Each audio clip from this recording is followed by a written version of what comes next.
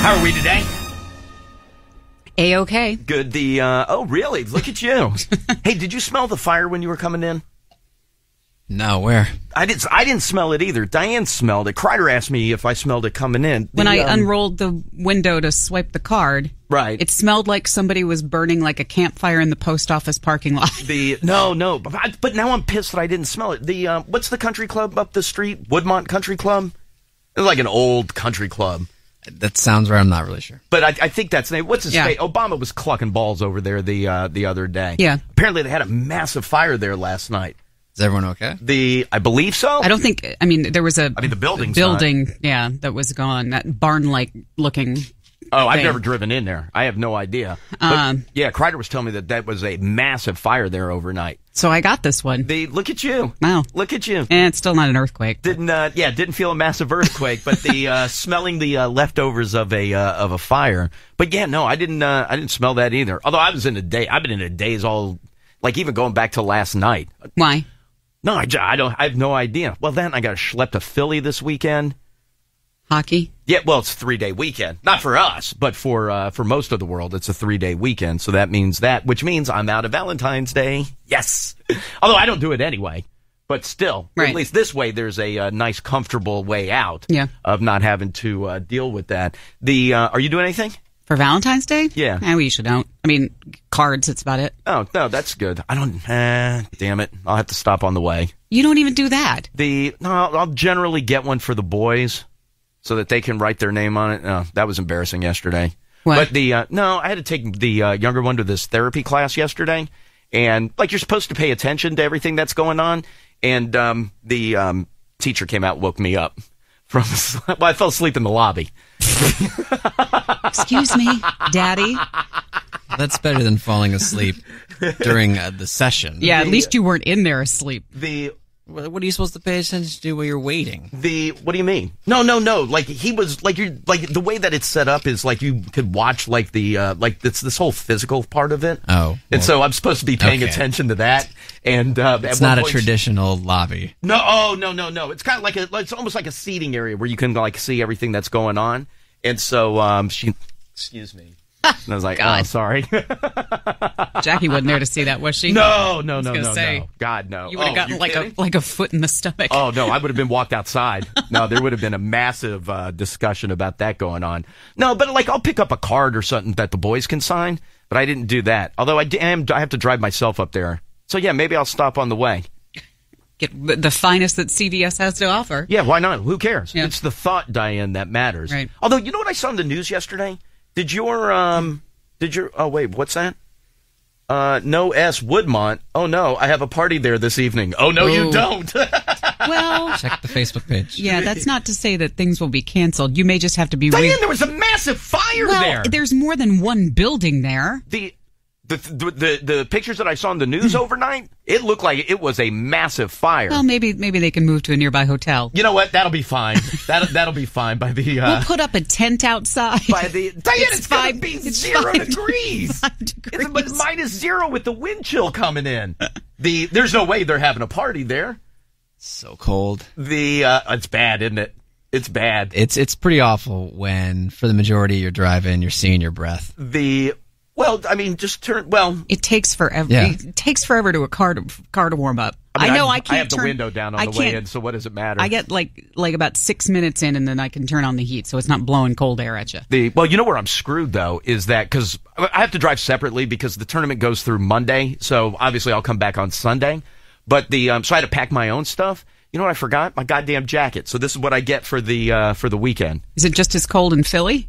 No, you know what? Philly's going through a hot streak. It's going to be in the 90s Just there. A question. Yeah, of course it is. Actually, they have it worse. They're probably than we do. colder. Yeah, I think they're getting 5 to 8 inches of snow over the good. weekend.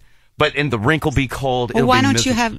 Has Jackie left yet? Why don't you? She already left. Yeah, they were going up early. Well, I was going to say maybe when I stop at CVS to get that. Although you know what, could be time to break out the old John Lander bomber jacket from in the other room. Go to Target. I'm not buying a jacket. Waste money like that? Okay, Are you crazy? Then freeze and shut up about it. Kaylee, will that sweatshirt of yours fit me?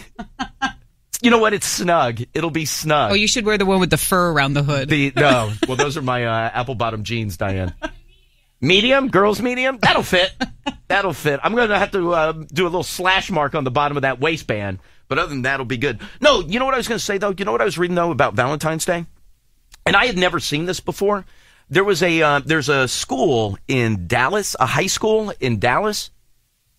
They run a year-round flower shop in the school that the students run. And so they, but you don't have to be a student to purchase, right? They do it so it's a year-round class, and they have students in there that run the flower shop, and so they'll sell for pep rallies and homecoming and whatever. What are those? The corsage? No, what? A boutonniere? No, Diane. What are mums? Not mums. Oh, mums for homecoming? Yeah, they'll do it for that. Staff can get flowers for God. Well, I don't know what the hell you would need flowers for, but whatever it is, you do it, and then they make bank. That's smart. Going into But have you ever heard of a high school that runs, and it's a public school? Yeah, no, outside of a school supplies type store, I've never heard of high school. Okay, but there you get pencils and I'm saying that's all I've heard an of. Eraser. Yeah, that's the extent of the in-high school businesses run by students that I'm familiar with. Oh, see, we didn't even have one of those. Oh, we had school store and then they sold candy and soda after school too. Did they really? Yeah. We didn't have that. We didn't have anything like that. Yeah, and Did you have a school store? Didn't sell soda or food or But they sold candy, supplies? But supplies, yeah, but it was so basic. Yeah. To call it a store, there wasn't even a storefront. I mean, it was literally an office repurposed to have some notebooks and pencils. Yeah, no, but was it barely student-run? Barely staffed. But did the students run it? I can't even say they ran it. They sometimes worked it. Right. Yeah, no, but I think that was an SGA thing. What is that? Student government. Oh, our student government didn't do that. And you're talking to the president. You're still picking your nose. No, you know what? Well, yes, I am, but not because of why I was picking yesterday. Today is I got some crazy hair or something in here that is not. Do you have tweezers? Yes and no. Just during a commercial. Yes, I have them, and no, you may not. Just during a commercial break. No. Just let me get in there. God, how many knuckles are you in there for? Well, they give me the goddamn tweezers. No. I can solve this in 2 seconds. No. Those are my tweezers. Mirror, push up, and then get right in there. It's not for a lack of yanking. No, and I can't get it, and I don't have nails because I bit them down on my middle finger, and I can't grab a hold. But is the flower thing kind of cool? I mean, it certainly gives kids a taste of the business life. The idea is pretty. I don't know if that's the coolest thing. Like a flower shop. I don't know what the hell you're doing there. It's probably making more money than like selling notebooks. Who worked here that was a botanist? Why did they work here? No. Was it Jason Levitt?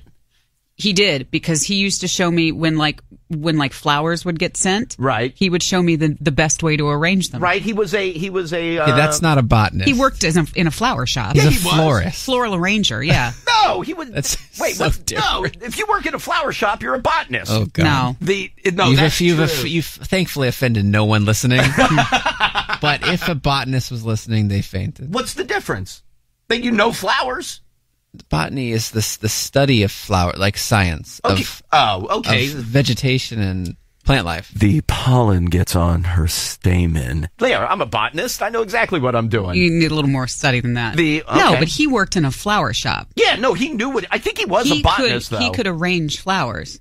He was good at that. Yeah, no, but Diane, he was a botanist. No. And then he worked here, and then I don't think he majored in botany. His guarantee ran out, and then didn't he go to American? American or GW? That's not true. You're spreading lies. Yeah, no, that's not true. No, he was here for good. years. Yeah, no, he was good. He was good. I don't think that's what he majored in at GW or American, wherever he went. Sucked on Wheel of Fortune, but other than that, he was good to go. Where am I going, Kaylee? And he worked his way up out of the promotions. He did the right thing. Yes, he was a very good employee. Fell in love with a coworker. Did he really? Married her. Is that who he married? Yeah. No. I didn't know she worked here. Who did he marry? A promotions person. Do I know her? At the time, you probably did. I think they got married. Are you thinking of Cranius? No. No, Cranius had sex with some of the promotion people. Is that true? Yes. No. Yes, it is. What's with that? I'm going to just make up stuff this morning. He would camp out. He would try to hide his car from in front of Kristen's house. Well, they were together forever. Yes, he was having sex with her. No, but the way you make it sound like he was like rolling through the interns or something. No, that was Sleep With Me, Josh. Yes. No, Jesus. No, Cranius had sex with an employee.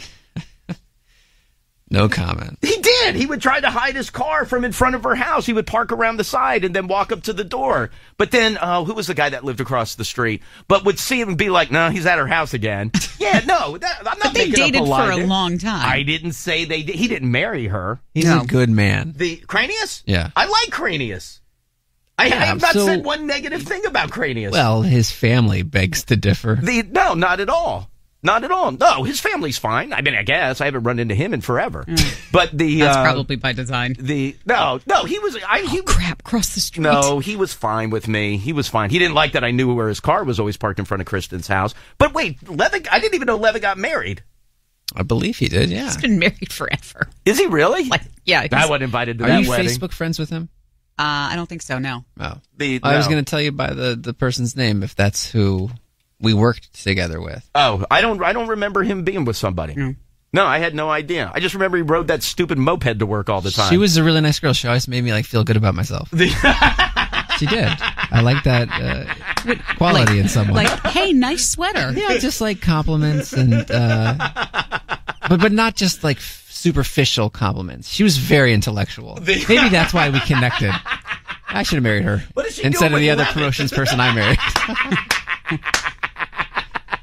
I'm sorry, where am I going? Line 1? Hi, Elliot, in the morning.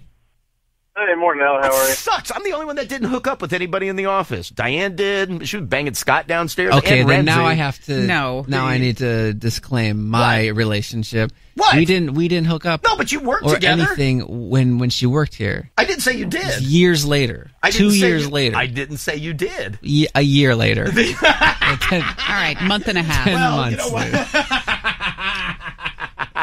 Kaylee, did you hook up with anybody here? Never. Well, why do you make that face? Cranius? The redhead. That redhead. There ain't no man that can handle this. What redhead?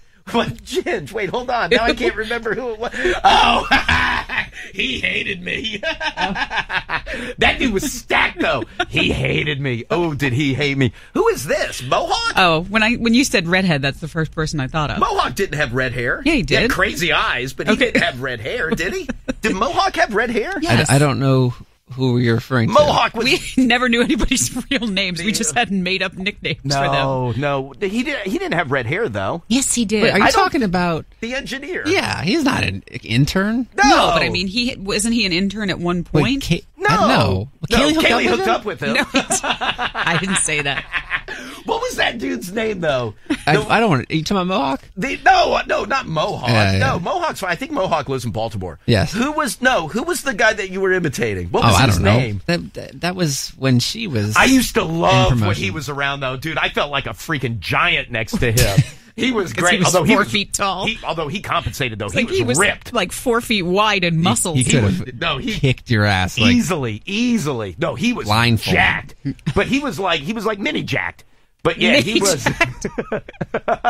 Oh, you know who we never heard from again? Although they hated my guts, too. Who? The Chinese twins. Oh, well, you used to call them Ping and Pong. It was a different time. That's right. I think they went to HR and complained about that. Really? Yeah, no. They didn't think it was funny. Everybody else did. They did. Well, not everybody. That's hilarious. I'm sorry, who is this on the phone? Oh, Harry, this is Brennan. Hey, what's going on, Brennan? Oh, not a whole lot. I was just going to comment on the flowers and stuff from high school. Oh, yeah. Yeah, I went to Sherwood High School in Ashton, 15 minutes from you all. Right. And we actually sold flowers. It was kind of an inside deal, though. We used to sell mostly poinsettias at Christmas. But was that like a fundraiser where it would be like, oh, and this year we're going to sell wrapping paper? No, it was more like the upper classes grew it and we sold it. Did you really? Usually all the teachers did it, and then I think they used it for lunches, though. So we didn't even see anything. But you know what? That's pretty cool, though. Yeah, it was pretty cool. And we used to put those green blocks together for Valentine's Day and stick different flowers in it that the upper classes had grown. So we used to do it all the time. You know what? That's pretty cool. Good for you. Pardon me. All right, dude. Hey, listen, I appreciate the phone call. Thank you, my friend. Yeah, have a good one. You got it, dude. We'll talk to you later. All right, let me do this. We got a lot of stuff that we got to get through today, so give me one quick break. We'll come back, lay everything out for you next. Elliot in the morning. It's Elliot in the morning. All right, we got a lot of stuff going on today. We are going to be very, very busy. Hey, by the way, did OK Go put this video out yesterday? Yes. Yesterday was the day it came out. Video's freaking awesome. They did it all in those zero-gravity planes. The video's fantastic. But did I see right? After one day, did they have like 21 million views or something like that?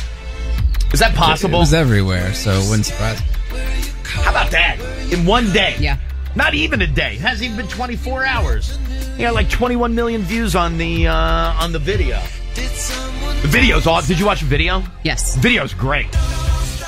Video's fantastic. Anyway, a lot of stuff that we got to get through today. Our buddy Tommy Johnigan will be in here today. You know, Diane, it's Comedy Week continues. Seriously. So anyway, Johnigan will be in here. Look forward to seeing him again. Also, I will have more tickets for you to go see Modest Mouse. They are on the road with Brand New. So we'll give you those tickets. Also, tickets to see Walk the Moon. I have more tickets for you to see Oh Hello with Nick Kroll and John Mulaney. They were on with us earlier in the week. It's been a busy week. It's been a good week. Anyway, Diane, let's get into some news, please. Just recapping the fire at the Woodmont Country Club that we had referenced. Well, please, earlier. Brian's got a party there tonight. It's a big gathering and a big function. I don't think the big gathering is happening at the maintenance barn, so I think he should be okay. Is the rest of It's going to have that smoky smell. You know what? It's going to feel like winter. Exactly. It's going to smell like We're a campfire. making s'mores at the maintenance barn. But the crews remained on the scene overnight. 75 firefighters responding to this scene about 11 o'clock last night for the fire at their maintenance barn. Nobody was injured, but obviously there's still a lingering smell in the area. You had your 6th Democratic debate last night from Milwaukee, featured on PBS, and at one point, Hillary Clinton was talking about how Bernie Sanders is quick to criticize the president over the bank bailouts. The kind of criticism that we've heard from Senator Sanders about our president, I expect from Republicans. I do not expect from someone running for the Democratic nomination to succeed President Obama. Madam Secretary, that is a low blow. Pretty good. Larry David's ruined like the whole thing for me. Those two hate each other now. Yeah. Oh, they hate each other. So there was also an announcement made that Bernie Sanders is going to be speaking at Virginia State University in Petersburg next week. Yes. That'll happen on Wednesday, February 17th. You get your Republican debate on Saturday night on CBS. Right. Also, Jim Webb, the candidate who was running as a Democrat but then decided to run as an independent, no longer running. Oh, he's out? Yeah. Man, they are dropping like flies. Well, I mean... Well, Diane, you get in for the long haul. Meanwhile, Marco Rubio apparently broke a tooth on a frozen Twix bar. Yeah, what the hell? How did he do that? He said, I bit into a Twix. It was one of his molars. I bit into a Twix that I think was frozen just from the cold weather, and I cracked a molar. But he says he's going to soldier on. We're going to keep campaigning. Isn't he? But isn't it to the point where it's bad? I'm sure. Where he's got to. It sounds painful. People crack teeth all the time. Why is he on liquid food? Like he's on a liquid diet for a couple of weeks. Well, maybe he wants to slim it down a little bit. I don't know. Dude, you bit into a Twix. You cracked a tooth. Get over it. But I mean, if you crack a tooth, it sounds like it's pretty painful. Go to a dentist. You would think he would have access to go to whoever he wants, no matter where he is. Yeah, he could probably stroll into some small, what state are they in now? South Carolina? Mm. He could stroll into some South Carolina dentist for a photo shoot and get his tooth cracked up all good. And I guess the Ted Cruz campaign had to dump up a commercial after they found out there was a softcore porn actress in it. Yeah. She didn't do anything. I went back and watched some of the some clips of some of the things her best that she of reel? was in. It's not that bad. I don't know why they had to pull it. They're probably just Is it just because avoiding he's any all like, controversy. I'm Mr. Evangelical and I would never be involved in pornography? Anyone running for president would pull that ad except Donald Trump. But nobody would have known? Yes, they would have. And so what? It's an actress. Big deal. The internet would have known time. Before it even was released. It wasn't that big of a deal. And then you go back, I think she was in Chambermaids was one of the things that she did. She was also in something like, I know the word hot and buns were in it, but I don't know what I don't have the exact title. But she was in something there. But she wasn't doing porn. I mean, she was doing, like, you get a couple of bra shots, big deal. To me, it just seems like it makes a whole lot of sense. What, to pull the commercial? Yes. No, she's a good-looking girl. I would have left her in. Nah. You know, especially if you're him, you don't want to deal with that. But that's when you go, the argument, does not everybody have a right to work? No, but which is what, like Tyler said, Donald Trump would say. Right. Well, no, he wouldn't have done it from the right to work. Hey, she's a good-looking piece. What voice am I doing? No idea what I'm doing. One more political related story. The president appearing on Ellen DeGeneres today, taped it. He does not dance on the way out. Okay. Well, he has danced before. Right. Being on the show. So I guess that's kind of a big deal. Other news from Florida this morning. Reuben Ebron, the Jacksonville man who pled guilty to aggravated manslaughter in the death of Lonzie Barton, released from the Duval County Jail yesterday, transferred into the custody of the Department of Corrections. Say, released my ass. Okay, released from that facility. Transferred. He was transferred. Yeah, and he is set to begin his 20-year sentence. Prosecution saying the autopsy of the remains has been completed, but the cause of death still undetermined at this point. You remember that Reuben had said in court that the boy drowned while he and the little boy's mother were having sex in another room while the little boy was in the bathtub.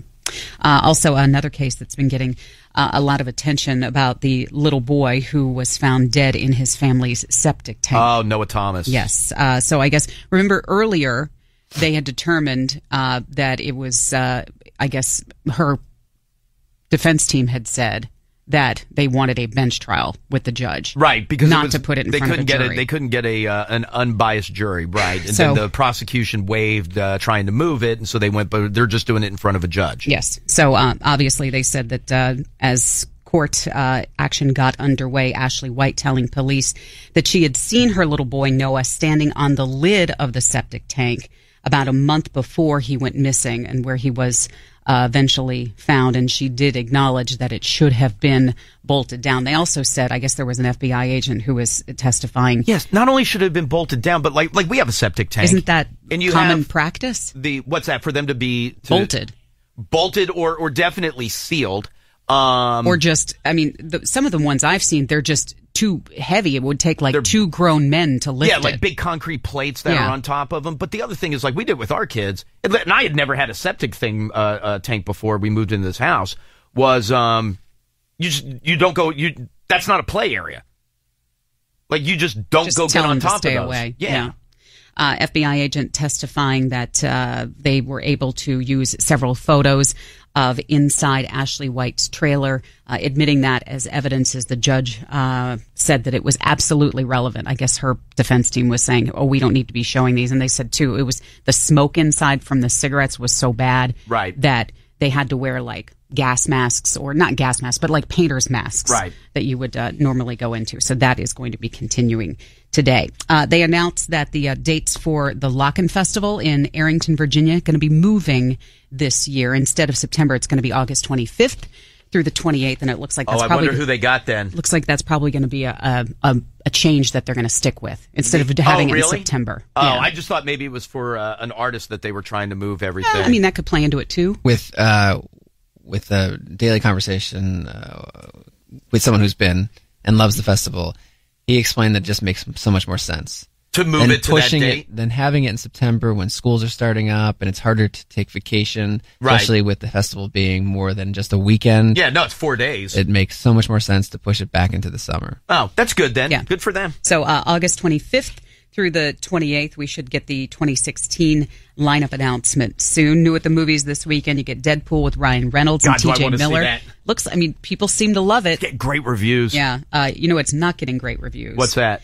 Zoolander 2. Oh, no interest. Ben Stiller, Owen Wilson. Willy Waffle only gave it half of a waffle. Well, don't base anything you do on Willy Waffle other than where to get, like, food. What? But other than that, I mean, I wouldn't base anything on him. Now, that being said, the movie does not look good. No.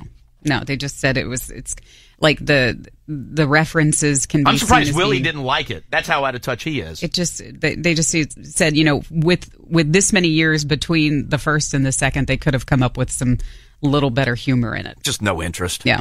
How to Be Single is the new one with Rebel Wilson, Dakota Johnson, Allison Brie, and Leslie Mann. And then Michael Moore's new documentary is also available this weekend called Where to Invade Next. Last night on Inside the Actors Studio, James Lipton asking 10 questions for the cast of The Walking Dead. That includes Norman Reedus. Finally, if heaven exists, what would you like to hear God say when you arrive at the pearly gates? Wow, I wasn't expecting you.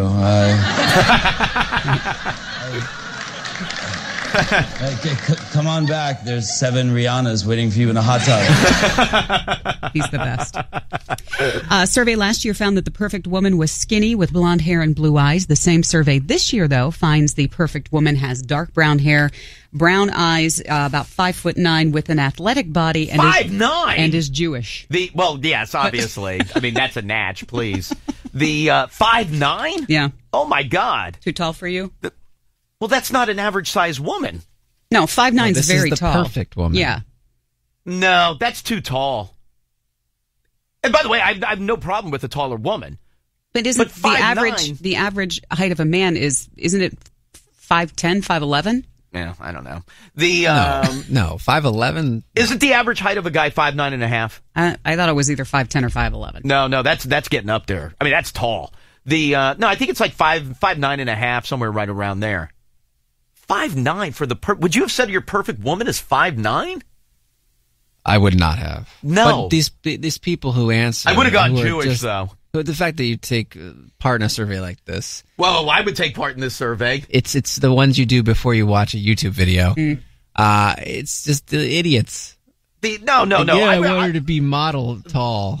No. See, that's why I'm normal, man. I did double D. They also want a woman who has a graduate degree, is a social drinker, not too much though, does not smoke, and doesn't have kids. Whatever. That's bad. That's bad. Average height in the U.S. for a man is 5'9" and a half. Oh, I nailed it. Nailed it. I'm not nowhere close to that. Well, you're a little below average. In height. Yes. Right. Oh, hey. Also, don't forget Valentine's Day is Sunday. 14 million proposals will be made this weekend. What? That's a lot. Of proposals? Yeah. I thought so, too. That's a ton. Yeah, but I mean, people, they do it now. They do it at Christmas. Yeah, no, I mean, I get it, but that's a lot.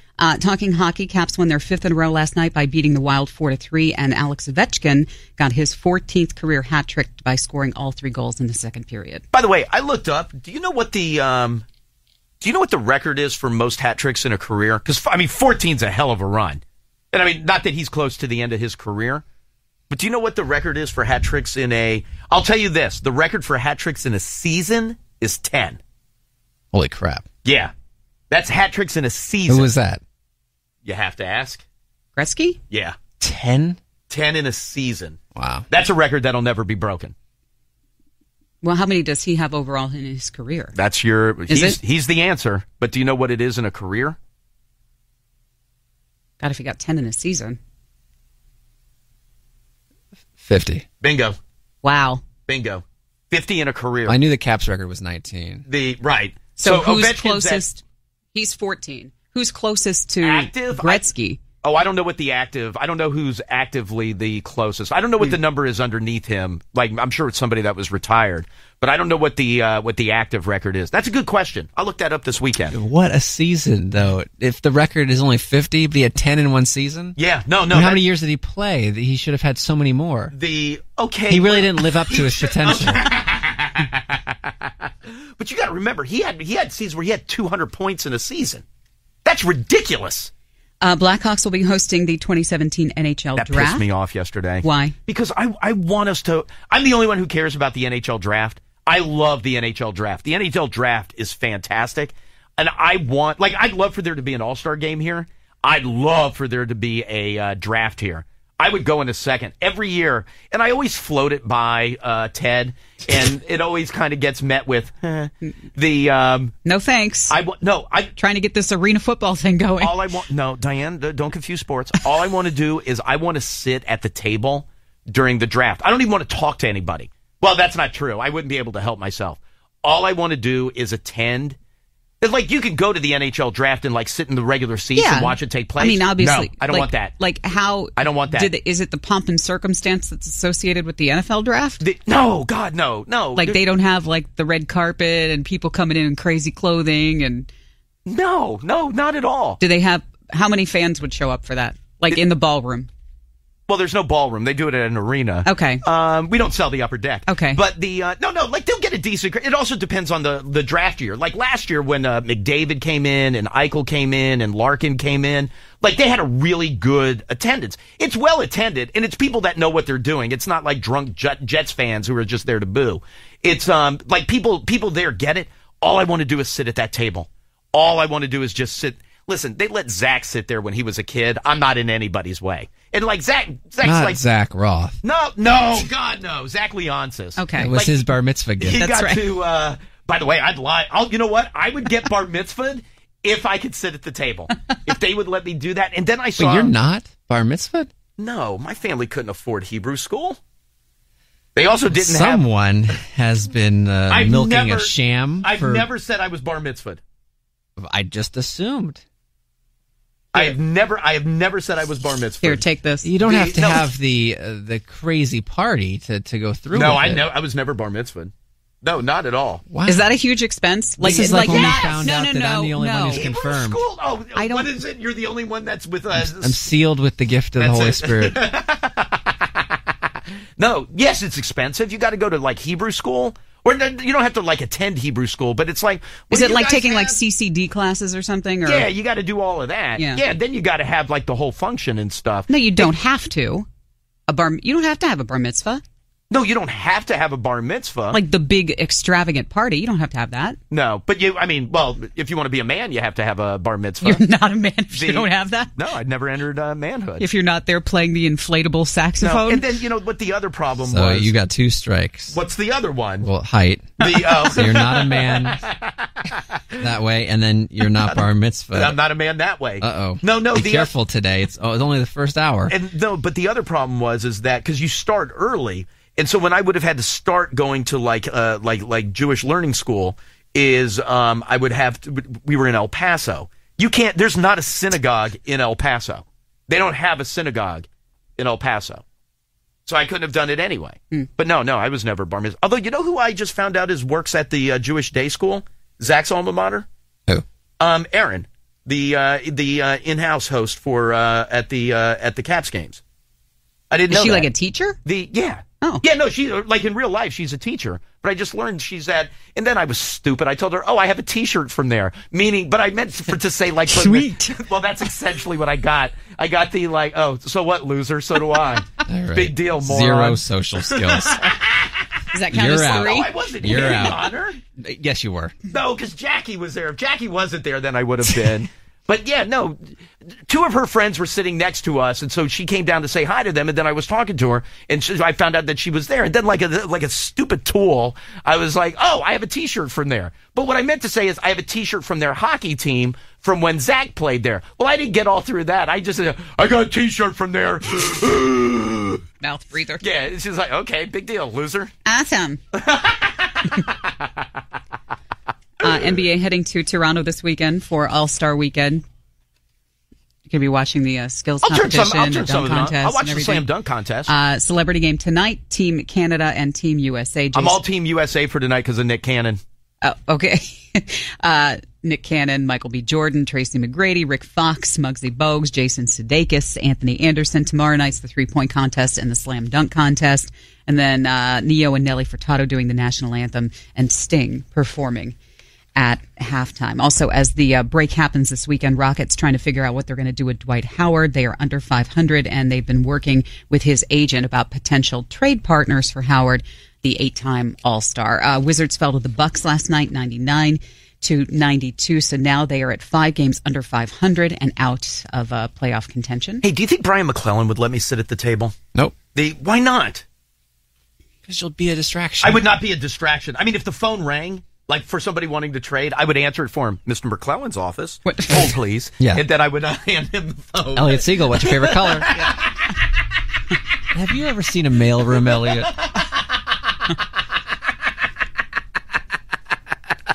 Daytona Speed Week kicking off this weekend to Sunday, the Sprint Cup Series pole qualifying. You can watch that on Fox. Oh, remind me later for you and General Brandon. I have a NASCAR question. Every day is a new rule with them. So there was something yesterday that I need to get into, but don't let me forget like I forgot to get into the charter system. No, we've already determined you're going to forget about this one, too. No. I made a note. I wrote it down right here. Nope, I need to write it down right here. I got it. That's look at news and sports. In the morning. Hey, is this Elliot? Yes, it is. Who is this? Hey, this is Andrew. Hey, Andrew, how are you doing, dude? Doing great. Good. Andrew, any big plans for the weekend? No plans at all, man. I'd love to get those, Oh Hello tickets. Oh, yeah, definitely. I'll set you up with those. I'll send you to see Oh Hello. That's Nick Kroll and John Mulaney. So yeah, if, that's awesome. Yeah, no. The show is supposed to be fantastic. The show is supposed to be great. They're awesome. So listen, you hold tight 1 second for me. Kaylee will get some info from you, and you have yourself a good weekend, all right, dude? Thank you so much, man. That's awesome. Hey, you got it, brother. Hold tight 1 second. Let's go to line 2. Hi, Elliot in the morning. Hello. Hey, who's this? This is Derek. Derek, how are you, sir? I'm good. How are you, sir? I'm doing good, thank you. Derek, what'd you end up doing last night? Nothing. Just drinking, cleaning. Now I'm up. Hey, what were you drinking? Faceplant. Oh, you know what? I just brought some of that home yesterday. Did you? Yeah, good for you. It's good stuff. Yeah, it is. It's very good stuff. Hey, Derek, can I, you sound like you're a pretty smart guy, right? Depends on the day. You feeling smart today? All right, shoot. All right. And you know what? And I feel bad because I printed out this article. It's like 9 pages long, and that doesn't include the comments. But I wanted to they were making such a big deal about it yesterday, and I wish I could understand it. What was the whole thing yesterday where the scientists were able to prove the gravitational waves that backs up Einstein's theory from, back in the day? What part of that are you trying to wrap your head around? I don't understand what it is. The gravitational wave itself? They were able to detect the sound of gravitational waves that proves Einstein. Don't act like you know. Well, no, I'm just trying to figure out which part of the article that you're not grasping. They heard. He is talking down to you. He doesn't know. He's got no idea. That's how you're trying to make yourself sound smart. What part don't you understand? I'll tell you. They heard and recorded the sound of two black holes colliding 1 billion light years away, and a fleeting chirp, and that this helps prove Einstein's space-time something or other predicted a century ago. I don't understand. What did they do? That's the part that I don't understand. What they did to detect it? Okay, listen, He's a-hole. good. He just keeps asking questions. Exactly. What? Just explain it. Explain it to me like I'm stupid. Okay, so basically to find the gravitational waves, they got a laser center in one location of the United States, and they got another one in another part of the United States. And then they shoot the two lasers out of this ridiculously long tube through a mirror, and then they shoot them out into space, and then when they recollide, they're supposed to go out, and when the wave goes either on one side of the laser or the other side, when it comes back, if it comes back uneven, then when it comes back to make the laser, when it receives the signal back, if it's uneven on one side, then it shows that it detected the wave. Okay, two things. Sounds legit. Number one, number two, that was pretty good, though. You may have pulled all of that out of your ass, but that was pretty good. You lied your way through school. That was pretty good. I have no idea what you said, but that was pretty good.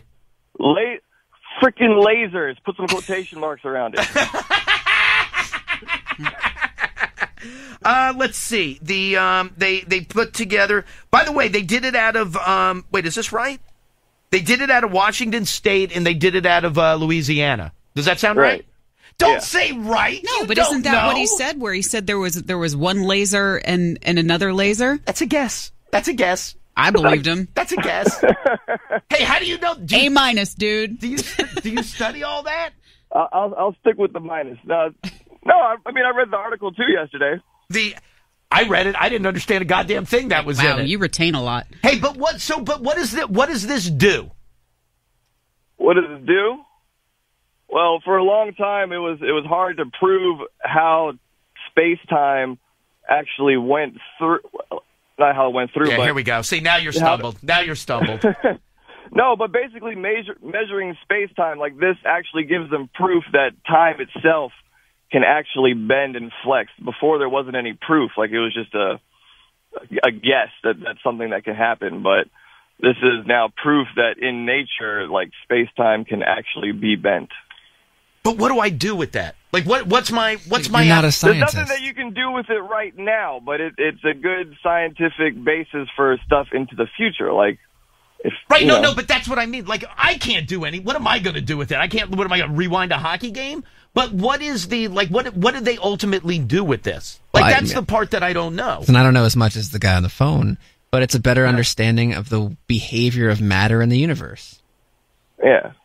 Is that like when they discover? I can't think of the name of it. Remember they discovered some like new matter or something like that? Science. It was science. In my defense, that was the only honors class that I wasn't in. Was science. Matter, when you say it, sounds like a hockey nickname. Oh, we got matter over here in the locker room. Yeah, but I mean, what does this really matter anyway, right? No, that's what I'm trying to understand. But they made such a big deal about. Listen, all I know is that Goddard, NASA Goddard, over off the BW Parkway, they were celebrating their. Well, one person got in trouble, but they were celebrating like crazy about the announcement. Well, I mean, you're not a science guy, so ergo it's not exciting, but if there was a new hockey breakthrough, you'd be all over it. Well, I would at least understand it, and I would be able to tell you what the application of it is. The top Google search when you type in Einstein is still bagels. Is it really? It hasn't quite set the world on fire. By the way, I would kill a garlic bagel right now. Wait, hey, what did you say your name was, dude? Derek. Hey, Derek, stay on the phone here with me. Somebody on line 3 says you're full of crap. Hi, Elliot in the morning. Is this me? Yeah, hi, who's this? I'd rather not say. Okay, say hi to Derek, though. He's also on the phone. Okay, Derek. So basically, they're just trying to prove Einstein's theory that time bends out in space because of those gravitational waves. Okay, that's what Derek said. I got to back up Derek on that. I feel like that's what he said. Okay. So, all I heard was him trying to explain the laser beam. That's, the bottom portion of, the article. But mostly the gist of it is that they finally proved his theory correct, that you can bend time by bending space. That's literally what it is. Okay, but I watched the, can't think of the name of the movie, the Stephen Hawking movie. The one with... Theory of Everything? Yeah, with Eddie Redmayne. Mm-hmm. Is that the right movie? Yeah. It's not about Einstein. No. But Stephen Hawking is all about this too. I feel like. But they talked about that in the movie, where they talked about the space-time continuum and stuff like that. That came up in the movie, and I don't remember them talking about any of that stuff. This is an Einstein theory. No, I know, but isn't Stephen Hawking trying to prove the same thing? I didn't see his name referenced once yesterday. I feel like because they're not going to quote a movie like I am, but I feel like that came up in the movie. What at the end of the day, what am I doing with this? The theory of everything's a love story. I don't know what you're you're using that. You're as ridiculous as the girl who once again blew the announcement. I love her, by the way. I love her. I feel bad for her. No, she's been warned before. Well, she did it the last time they discovered. Oh, it was another matter. They discovered matter. Propylene on Saturn. Right. Wait, hold on. Okay, everybody, hold on. Diane, do you know the woman who ruined everything? Mm-mm. So let's for argument's sake, they were going to have the announcement at. I think the announcement was at 10:30 yesterday morning East Coast time. Uh-huh. Was the big announcement that they proved the gravitational waves sound whatever the hell they did. And so that was supposed to be it, but they were having a big party to celebrate that. Now, some reporters had been privy to what was going to happen, but all the information had been embargoed. Like when we had that Shirley Jones book. Right. And so how about Star Wars? We saw That's Star Wars. That's a more recent okay, that was example. we were embargoed from discussing Star Wars. Right. So we had seen it, we knew it. We had seen the movie, it was fantastic. I think I had mentioned that I had seen it, but I couldn't talk about it. So this woman, they had a big cake that they were having for this big party to celebrate this big finding yesterday that apparently nobody knows what it means. But the woman, 15 minutes before everything was done, so at 10:15, she tweets out a picture of the cake congratulating everybody on this massive new discovery. Second time she's done that. First time she got called into the office, she's probably on like an IEP or something like that. Not an IEP, a PUP. That's what I'm on, a PIP, Performance Improvement Plan. I'm on that. By the way, I have a meeting about that later today. So she had done that. Hold tight. Now everybody's making... Derek, hold on one sec. Hold on 1 second, okay? There we go. Hold on. So she screwed up this time. She screwed up last time. Well, last time she screwed up, they were like, listen, this is like major stuff. Don't put it out there. That we want to put out and control. You can't just start tweeting out pictures of like, hey, we're getting ready for the big celebration. She did it again yesterday. Wait, hold on. Where is she? Here she is. Here's to the first direct detection of gravitational waves. There's the cake. Way to go. 15 minutes. That's, by the way, that's something that I would do. Yeah. I feel like I would be the one who's celebrating and been like, oh, we weren't supposed to say anything. But you're like vacuuming the floor. Like you're not working there. No. I just happened to be there. Let's see. It says, when it comes to physics, always bet on Einstein. He's been dead for more than half a century, but Wednesday, a team of physicists confirmed that one of his most important theories about the universe holds up, the proved existence of gravitational waves, which, again, not one person can explain why this is important to me. Aaron Ryan, a research associate who works at NASA's Goddard Space Flight Center, tweeted a photo of a cake announcing direct detection of gravitational waves 16 minutes before the announcement went out. God damn it. Way to go. Like, how? Like, that's unbelievable to me. I can't believe she did it the first time and didn't get fired. Yeah. I mean, that's a major... And listen, in the world of, like, things that are important to me, this would have been low on the categories. Sure. However, that's a big... I can at least recognize that's a big deal. And understand why the people there were very pissed. You're proving Einstein's theory. Again, I don't know anything about it, but I would assume that's a big deal. And they told everybody, this doesn't get released until 10:30. They asked us not to say whether or not we liked The Force Awakens. That's right. You could say you saw it, but you couldn't say whether you liked it, you didn't like it, you couldn't say anything about it. And this girl goes for the second time and blows a revolutionary discovery. What's her name? Erin Ryan. She lives around here, too. Well, I mean, she works at Goddard, right? Yeah. She's also a research associate at Maryland. Says when scientists make a big discovery like this, they often let selected media in on the news a little early so reporters can try to figure out what the hell they're talking about before they write the story. Those reporters are not to publish until the news is officially released. In journo lingo, it's under embargo, like Star Wars and the Shirley Jones book. The embargo was scheduled to be lifted at 10:30, 16 minutes after Aaron Ryan told everybody what was going on. God damn it. She's taking a long weekend. That would be like a couple people around here have gotten promotions. Can I say this? Yeah. But like I knew about them.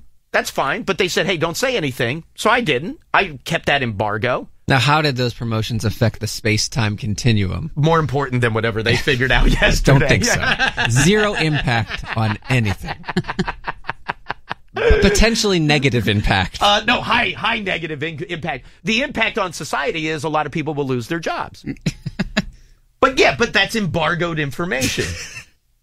I didn't realize you had to sign something when you were... Oh, I didn't have to sign anything. It was just like, hey, I wanted to tell you. I'm like, okay, whatever. That's cool. Good for you. This does nothing for me. By the way, Hawking did comment yesterday. Oh, really? But he said these were predictions he came to about 40 years ago. Yeah, exactly. In the movie. I don't recall probably that. in real life. Yeah, but the movie was based on his real life. He totally talks about the space-time continuum in the movie. That I remember because he's rushing to get on that train and his head starts to feel a little woozy. Where am I going, Kaylee? Line 8? And then we all know what happens from there. Hi, Elliot in the morning. Elliot. Yes. Good morning, class. Hey, what's up, dude? Simple little, I guess, synonym for you on this. I'm going to go nerd on you. Okay. Hey, but go nerd so I can understand it, please. No. I'm going like Star Wars, Star Trek. If you think about and I'm outside of this subject completely. I haven't read the article or anything, but don't go Star Trek. I've got a huge bias against Star Trek right now, but go ahead. All right, well, Star Trek. How about that? So if you think of time bending, the way that the practical use of this, of course, probably centuries from now, if we're still around, is warp speed. You think they bend time to go from galaxy to galaxy. Oh, okay. So like when Chewie kicks the Falcon into warp speed. Exactly. Thank you. You're welcome. Thank you. The you. least I could do for you, Elliot. Now it makes total sense. You just put it in movie speak, right? Now, let me ask you this. If you would have gone Star Trek, I can't remember what it's called, but like where they like are in that tube and then they shoot themselves up. Yeah. Yeah, like Beam Me Up, Scotty. Yeah. How Scotty, about Pay Me Up? I think it's warp speed as well. I don't know what they call it. Yeah, no, I don't either. But now that makes sense. Thank you. See, Diane, yes. All it takes one sentence. Yep. One sentence from a nerd, and it makes total sense to me. Oh, dude, I'm in construction. I'm not a nerd. Oh, good deal. All right, bro. Appreciate it. Thank you. All right, buddy. Hey, what was the sound they recorded, though? Well, I know that. Didn't they say that their measurements were so easily detected and the values were so high, they thought there was something wrong with their tools and their instruments? What do you mean? Meaning, like, the confirmation of the existence of gravitational waves was so apparent, they thought something had gone wrong. Oh, so it wasn't. So what they heard, they would have been like, "Oh, that's what it was." Like it's more a common. blip, right? Yeah. No, what? That's it. That's the recording. No, please stop that, and everyone else stop tweeting at Aaron. Oh no, I want to talk to Aaron. Aaron, because Aaron I can relate to. Everybody else that like discovered everything, I can't relate to them. Aaron, I can totally relate to. Where am I going, Kaylee? Line 1. Does she even get suspended for that? She's tweeted so much since the cake photo. Oh, has she really? Oh, She's was it definitely LOL? LOL. Still employed. Oh, did she recall the email? So she's fine. Oh wait, what is oh dear God. Oh. Did you get your 212 email, Diane? Today's February 12th, 212 day. What does that mean? The stupid feel good about yourself. What's important now? 212 degrees. It takes the extra degree. To make all the difference. What is it? What are we doing? We become it. We become it. That's it. This is our culture. Our drive to success for the Mid-Atlantic region. 212 degrees. Let me check. Every Monday matters. Let me check clutter. That, by the way, is why I don't ever check my work email. That's why I never check it. Where am I going? Line 4. Hi, Elliot in the morning. Hey, this is me. Yeah, hi. Who's this? Hey, this is Eric. Hey, what's up, Eric? Hey, so basically, the gravitational waves, previously I thought it was just flat, basically like a pond with no ripples. Well, this proves that there's ripples. So it's basically a travel aspect. What? Chewie kicks the Falcon into warp speed. What more do you need to know? So basically, think about a flat piece of paper. If you put a point on one end of the paper and a point on the other end of the paper, if you're not going warp speed, you're just drawing a line between the 2 points. Right. Warp speed, you're actually taking one end of the paper and folding it over to the other side of the paper. And then you can unfold space behind yourself. So the gravitational wave thing is kind of a big deal. Yeah, no. Again, Chewie kicks it to warp speed. It makes total sense to me. By the way, I do like your paper analogy, though. That's pretty good. Could I have an ad drop form? No, now don't you get it? Now that makes total sense. I do. I'll be honest with you, sir. I do like your paper theory. Okay, but the Chewie thing. Chewie to warp speed, that's as good as it's going to get. Right. Why didn't Aaron tweet that out? Oh, poor Aaron. Well, she says, so a PhD advisor has sent me an email that includes the subject line of bad girl and the speak no evil monkey emoji. And then, due to my cake tweets, collaborators now thinking we must announce our results with cake. I like this plan. Is it all a publicity stunt? Is she a real person? I mean, I've seen her vines. So it's a real person, but is right. This, let me scroll down. Does she hold on.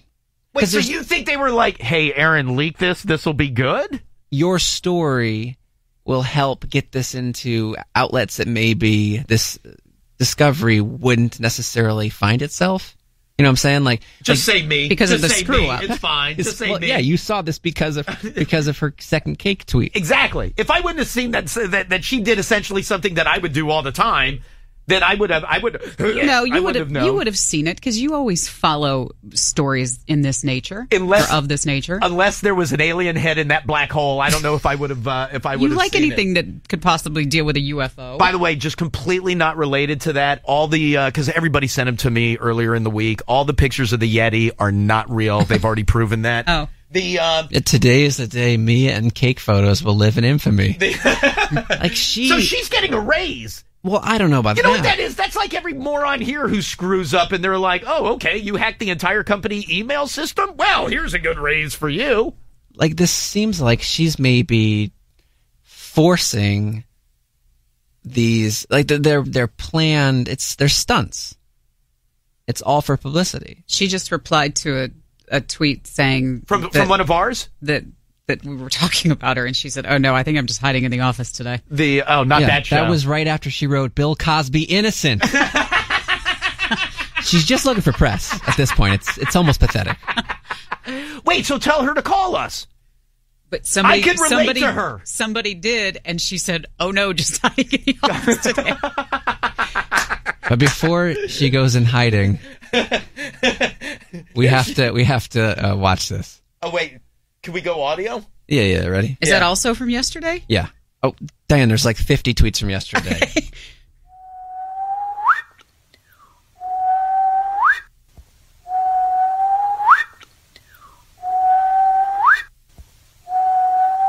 So this is the sound? This is the gravitational wave sound?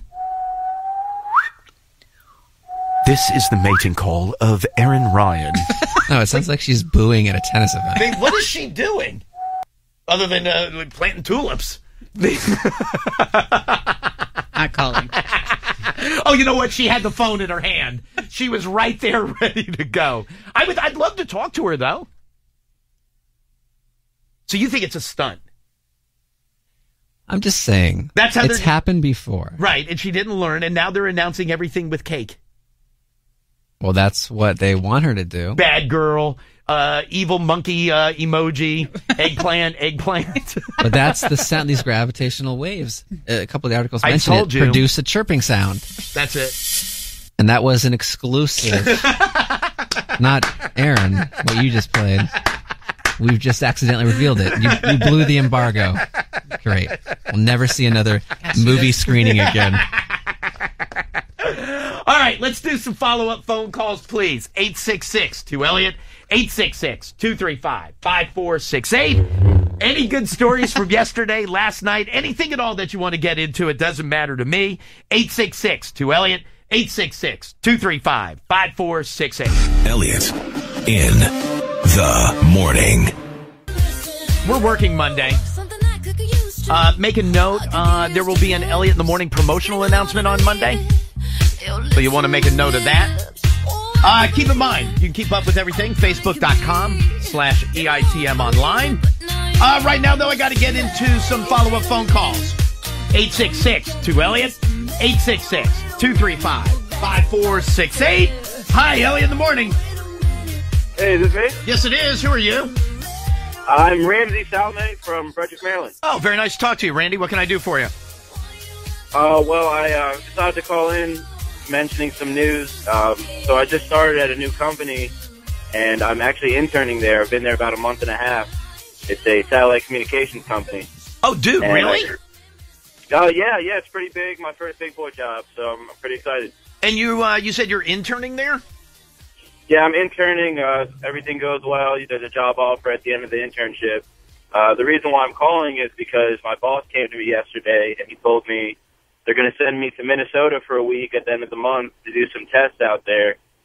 And I just thought it was wild that I've been there a month and a half, and I'm going on a business trip. Well, two things. Number one, that shows that you're a hell of a intern. You must be very smart if they're going to send you to Minnesota. Where in Minnesota are you going? Honestly, I don't know. It's in one of my thousands of emails that I have sitting waiting for me right now. Hey, so, I'm checking into that. Is it a paid internship? Yeah, it is paid. It is paid in an internship, and like I said, hope there's a job offer after. Dude, good for you. That's awesome. That's good. All right, dude. Well, listen, congratulations. That's awesome. Yeah. I mean, Minnesota in the middle of the winter is going to suck, but... No, it won't. That's nice. It'll be nice. I mean, listen, you want it to be cold. You're going someplace cold in the middle of the winter. It'll be fine. No, you'll be good. Hey, I appreciate it. Thank you, sir. Yeah, man. Thank you. By the way, you know who's getting their ass sued right now for their internship policies? Who? PLJ. All right, we'll continue this off air. Anyway. No, they are. Well, Cumulus is getting it bad. But, PLJ is getting it bad. Different than anybody else? Yeah. Well, there's been a couple of other companies. Like, companies get sued a lot for like, I forget what the claim is, like faulty intern programs or something like that. But FIP. They're getting it, they're getting bad. That's FIP. I know the lawyer who's prosecuting against them. I was like, dude, go get it before they go bankrupt. So go get that done. You're PIP. PIP. Yeah, I am PIP. Performance Improvement Plan. Got a meeting about that today. I'm going to try to get off of it. To get off of that plan? I've been on the Performance Improvement Plan for, I think, about 5 years now. How often have you had a review? Never. This is the first time in 5 years that your you could be paroled. You're like Suran. I hope not. I hope not. Although it'll probably go that way. Yeah, I guess this would be the first time in 5 years. It's an ongoing performance improvement plan. That is what I like to think of as here's a piece of paper in your file that we'll pull out when it's time. Right. Oh, maybe today's my day. Oh, not on 2/12. Not on 2/12. But yeah, maybe today's my day. Do they tell you? It's Friday. Do they have to tell you when? And the sheriff was in early today. Oh, today? Do they have to tell me that I'm getting fired today? No, they can really probably just tell me that as they're doing it. No, do they have to tell you when they add things to your file? You know what? That's a good question. I have always been made aware when stuff's been added to my file. Which leads me to believe that they're in some way required to tell you. They also know I'm extremely litigious, or would be if I got fired. I like to throw that out on days where I could possibly be being let go. Mm-hmm. So I like to let them know that I'm extremely litigious. But yeah, don't they have to tell you if you get something in your personnel file? Don't they have to tell you? I think so. Yeah, I feel like I've been notified every time. Well, not both if me they're building and a lawyer. If they're building a case against you, right? They don't have to tell you. No. But if they're making it like a permanent part of your permanent file, which by the way is the stupidest thing ever. Well, yeah, but they're there for a reason. What you got something in your file? Yeah, you were made aware. You had to sign something. Yeah. I mean, it's been a while, but that's why I was wondering. Do you have anything in your file? Not that I know of. So you haven't had to sign anything, or you've never been sent documented letters or anything? Correct. Oh, yeah, I got enough for everybody. That's fine. I got you covered. Yeah, that one in my file was like 10 years ago. Oh, I've got them since then. Yeah, I wouldn't even worry about that. Okay. Yeah, that they don't even remember. All right, a couple of is that true? Hi, Elliot in the morning. Morning, Elliot. Nick from Reagan. Dude, what's going on? Last day down here at the airport. You didn't get fired, did you? Nope. Going back into commercial heating and air. Got a job opportunity to make about $10,000 more a year. Oh, you know what? Then good for you. Good for you. Yep. So just figured I'd call in, let you know. All right. I'll talk to y'all later. Well, you won't be Nick from Reagan anymore. Oh, he still identify himself as such. No, good for you. Hey, dude, keep that card though for parking. Keep that card. Use that data watch. All right, dude, I appreciate it. That was an uncomfortable laugh. Yeah, it was. All right, a couple of things. Number one, did anybody else see the artist drawing of Donald Trump naked yesterday? Yes. How hysterical is that? Did you see that, Tyler? No. So some artist, I don't even know who it is, did a rendering of what they think Trump would look like naked. Wow. He got like a little peekaboo penis. Now, I did see the excerpts from Ivanka's romance novel. Oh, what is that? Or Ivana. Oh, that's completely different. Sorry, Ivanka I could have gotten into. She's due any day now, isn't she? Is she?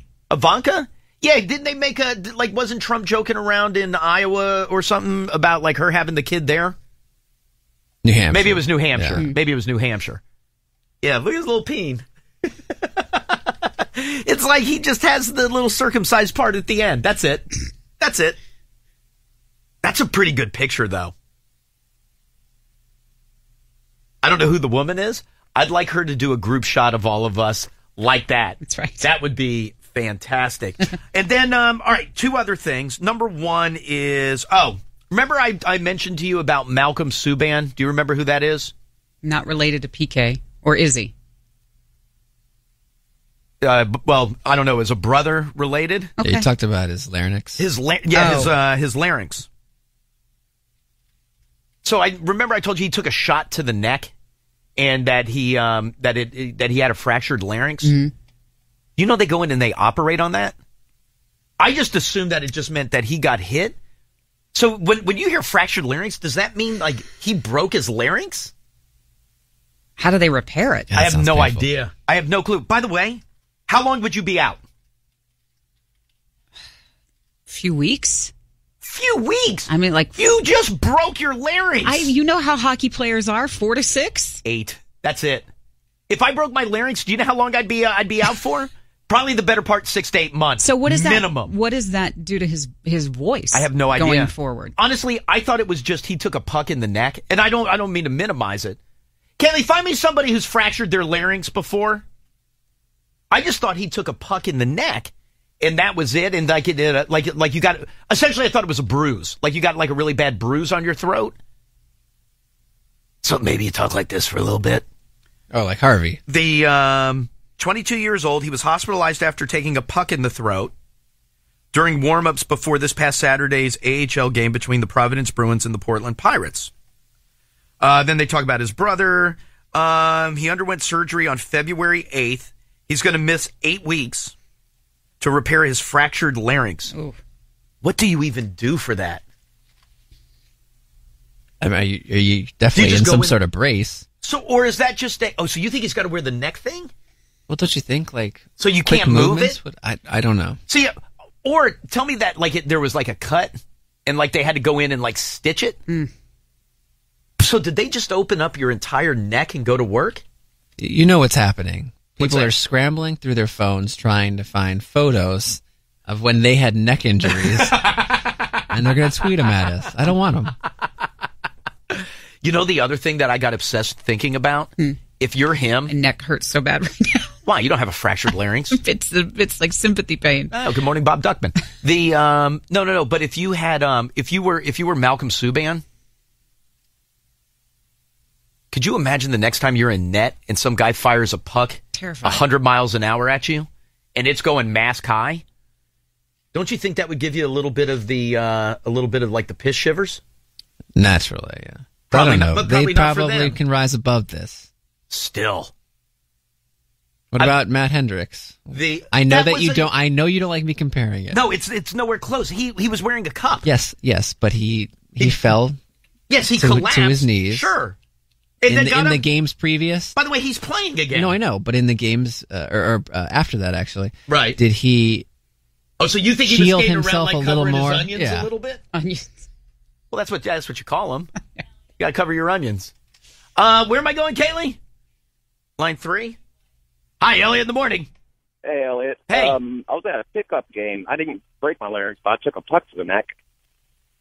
And did that, I'm sure that dropped you. Second? Did it drop you? I started skating off. It was just a pickup, so it wasn't like there was a ref or nothing to call or anything. Yeah, right. No, I understand that. And listen, I mean, it's not like whoever got Malcolm in the neck was doing it on purpose. Oh, no, this guy, he wasn't aiming for my neck, but he came inside the face-off dot and just landed a slapper. It ended up banging into my helmet and then catching me in the neck, and that's probably what saved me, but it hurt like hell. Yeah, no, I would imagine. He fractured his. I didn't know you could fracture a larynx, though. Isn't your larynx, that's just your tube right here, right? I got no idea where that is in my body. No, well, it's in your neck. Now I don't want to sound stupid about two things. But yeah, that's like your... Here's a diagram so you can find the exact location. Yeah. Yeah, there it is.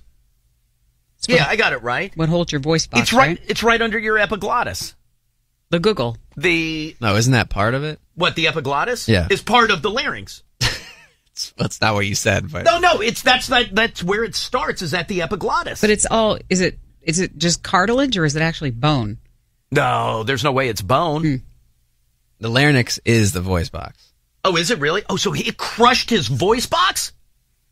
Hi, I am Malcolm Subban. Well, he doesn't have to have the kazoo. Let's go Bruins. You don't know why wouldn't he have to have the kazoo? If you lose your voice box, you don't just lose it from smoking. But he's not losing it. He fractured it. Yeah. Oh, so now he probably sounds like crap. So these are the things that could be affected. Go ahead. Well, he can't have sex. I hope that's part of the lawsuit. Breathing. I should have stopped there. Why does the rest of the list even matter? That seems pretty vital. Go ahead. No, I'm done. That's it. Breathing. There's sound production. What about eating? Protecting the trachea against food aspiration. There you go. The manipulation of pitch and volume. Oh, so he can't get up there anymore. He can't hit the high note. Or maybe that's all he can hit. Well, that's true. Hendrix, that's all he's hitting right now. Or he's way down here. Hi, I'm Malcolm Subban. His brother's a goddamn beast on the ice. There's three of them, Diane. The condition usually arises because of a high-impact car accident, direct trauma during sporting activities like boxing or wrestling. Boxing, I could see. You take a big punch. Imagine Tyson nailing you in the throat, or Conor McGregor nailing you in the throat. I went to a little more current there. Hi, Elliot in the morning. Good morning. Hey, who's this? My name's Angela. Hey, Angela, how are you? I'm good. How are you? Good. What can I do for you? My stepbrother actually got in a motorcycle accident and crushed his larynx. Did he really? Yep. Had to have his whole voice box reshaped and re-put together, I guess. I don't know. Can he talk? Not for a while. He had to have one of those typing things. So he'd type it out, and then he had pads and paper, and he wrote and went through years of. What is that? TTY? Therapy? No, that's type to something or other. Type to talk to something. Yeah. I don't know. Wait, so it was years before he could talk again? He could talk, but it was he said he felt like he was screaming, and it was coming out like a whisper. Oh, I have that. No, you're pretty loud. But ultimately he's fine though, right? Yeah, he's fine now. He still, he still has some hoarseness and stuff like that. But yeah, no, he's fine. Yeah, considering his collarbone punctured his heart and had to have open heart surgery at the same time. So, there you go. yeah, he's doing really well considering. Yeah. All right, very good. I appreciate it. Thank you, ma'am. All right, thank you. Let's see. Okay. I know who this guy is. Tall goalie from Corn Camp checking in. That's the Mitch Corn Camp. Lundqvist was out a solid 3 months for getting hit in the throat. No kidding. Holy crap. Holy crap. That's unreal. That's unreal. All right, do I have time to get into one other thing? Yeah, I'm all right here. Oh, I was going to get into the two tigers that killed each other, but I'll deal with that later. Who was the dude on Capitol Hill yesterday who started vaping in the middle of the hearing? Saw him. He's from California. Duncan Hunter. Oh, the McDickeners. Duncan Hunter. So he wants there to be vaping on airplanes. Wasn't that what he was pushing for? Well, that was the whole discussion about banning it. And then he was there to prove his point. And he's vaping during this hearing because he's saying, hey, this is what helped me quit. This is what helped me quit smoking. Yeah. Right. So during the hearing, he whips out and starts vaping. The best part though is the woman's hand. You can't see her, but sitting next to him, she's get that out, get that out, get that out. But wait, is he not supposed to do that in chambers? Dude, he takes a big puff too. Look at the hand. There it is. Are there rules for vaping there? I don't know. That's what I was asking. Is he not? Maybe they've never had to think about it before. You don't think that Boehner or something? Well, he smoked. He didn't vape. No, and it's not like he would smoke in the chambers. He's got that. He would have that balcony he could go out. Yeah, that's true. He did have a balcony in his office. Guapos. I also imagine that this dude, what's his name? Duncan something or other? Duncan Hunter from California. Hunter. I bet he's one of those guys that could be in those contests Remember where they had like those big exhale plumes? Yes. Yeah. I bet he could do that. The description of the vine. And doesn't he also have an S-eating grin on his face? Like, look what I'm doing here. Oh, yeah. The description, yeah, he looks like one of the people that you read about was like a Real World cast member. Yes. But because the Tea Party was big, Wisconsin voted him in. Oh, who's that guy? That's Rachel's husband. God damn it, Diane. You can't remember one important thing, I know. but that you just nailed. I know. But the description of the Vine video is even congressmen can blow dank clouds.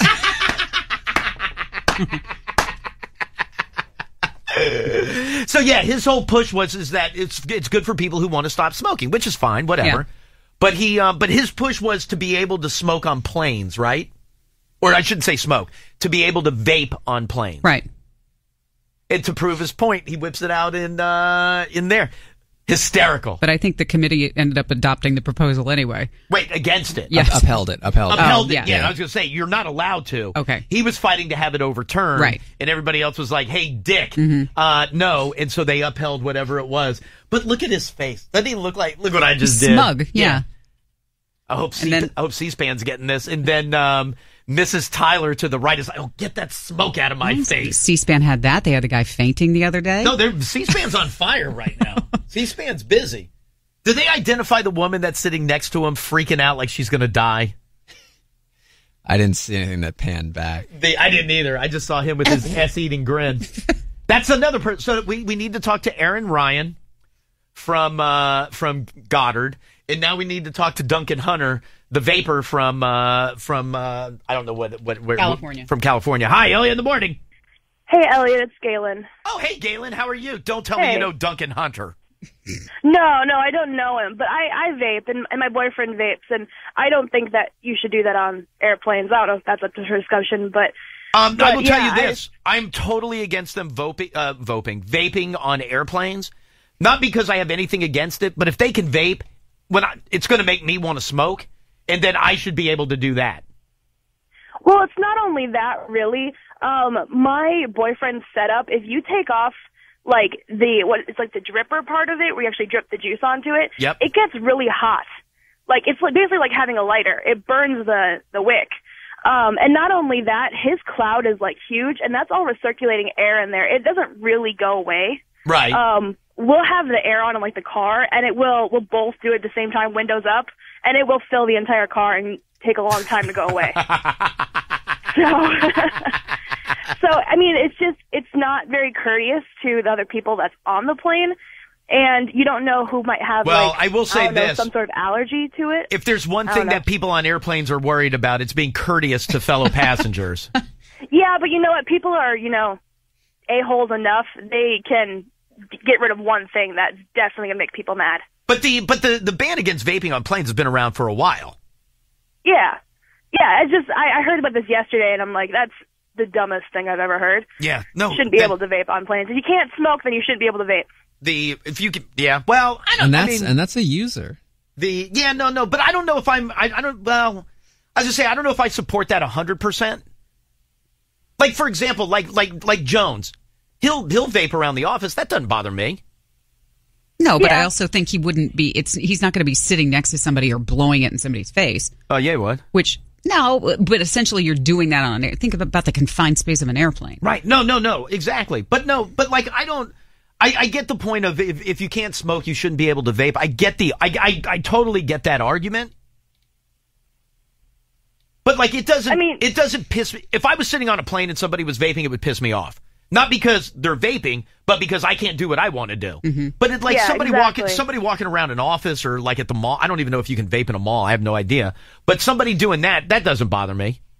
You typically can't vape in the same places. Like, if you can't smoke somewhere, you typically can't vape as well. And it's kind of just like a courtesy thing. I mean, that's how we act in public and everything. We try to stay away from the no smoking signs and everything, and try to because people, don't want to walk through a massive cloud that, gets in your eyes. And Duncan Connor does, or Duncan Hunter. Duncan Hunter. There's also a huge difference between the vape pens that, only give off a little bit of smoke and, the huge mods that cloud chasers use. Right. Yeah, that's Duncan Hunter. Duncan Hunter's a cloud chaser. Yeah. He's a cloud chaser. All right, very good. I appreciate it. Thank you, Galen. Yep. You got to Talk to you have a later. good weekend. All right, let me do this. I'm starting to get backed up. Let me take a quick break. We'll come back. Diane's got some news. After that, last pair of tickets for the week to go see Modest Mouse and Brand New. Elliot in the morning. Happy 212 day. I actually work at the company where this all came about. I love this company, and not just because I work here, but honestly, Sam Parker, the writer of everything, is such an awesome person to work for and truly encourages us every day to be more 212. And you know what? I want to give Dylan that's her name, Dylan McGee.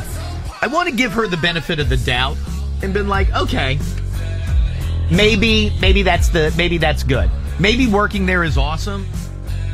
But our guy walks around like he invented the whole thing. I was going to say, Dylan must work at iHeartMedia. Oh, you think so? So she's based out of... I don't know who this Sam Parker is. I know who invented it.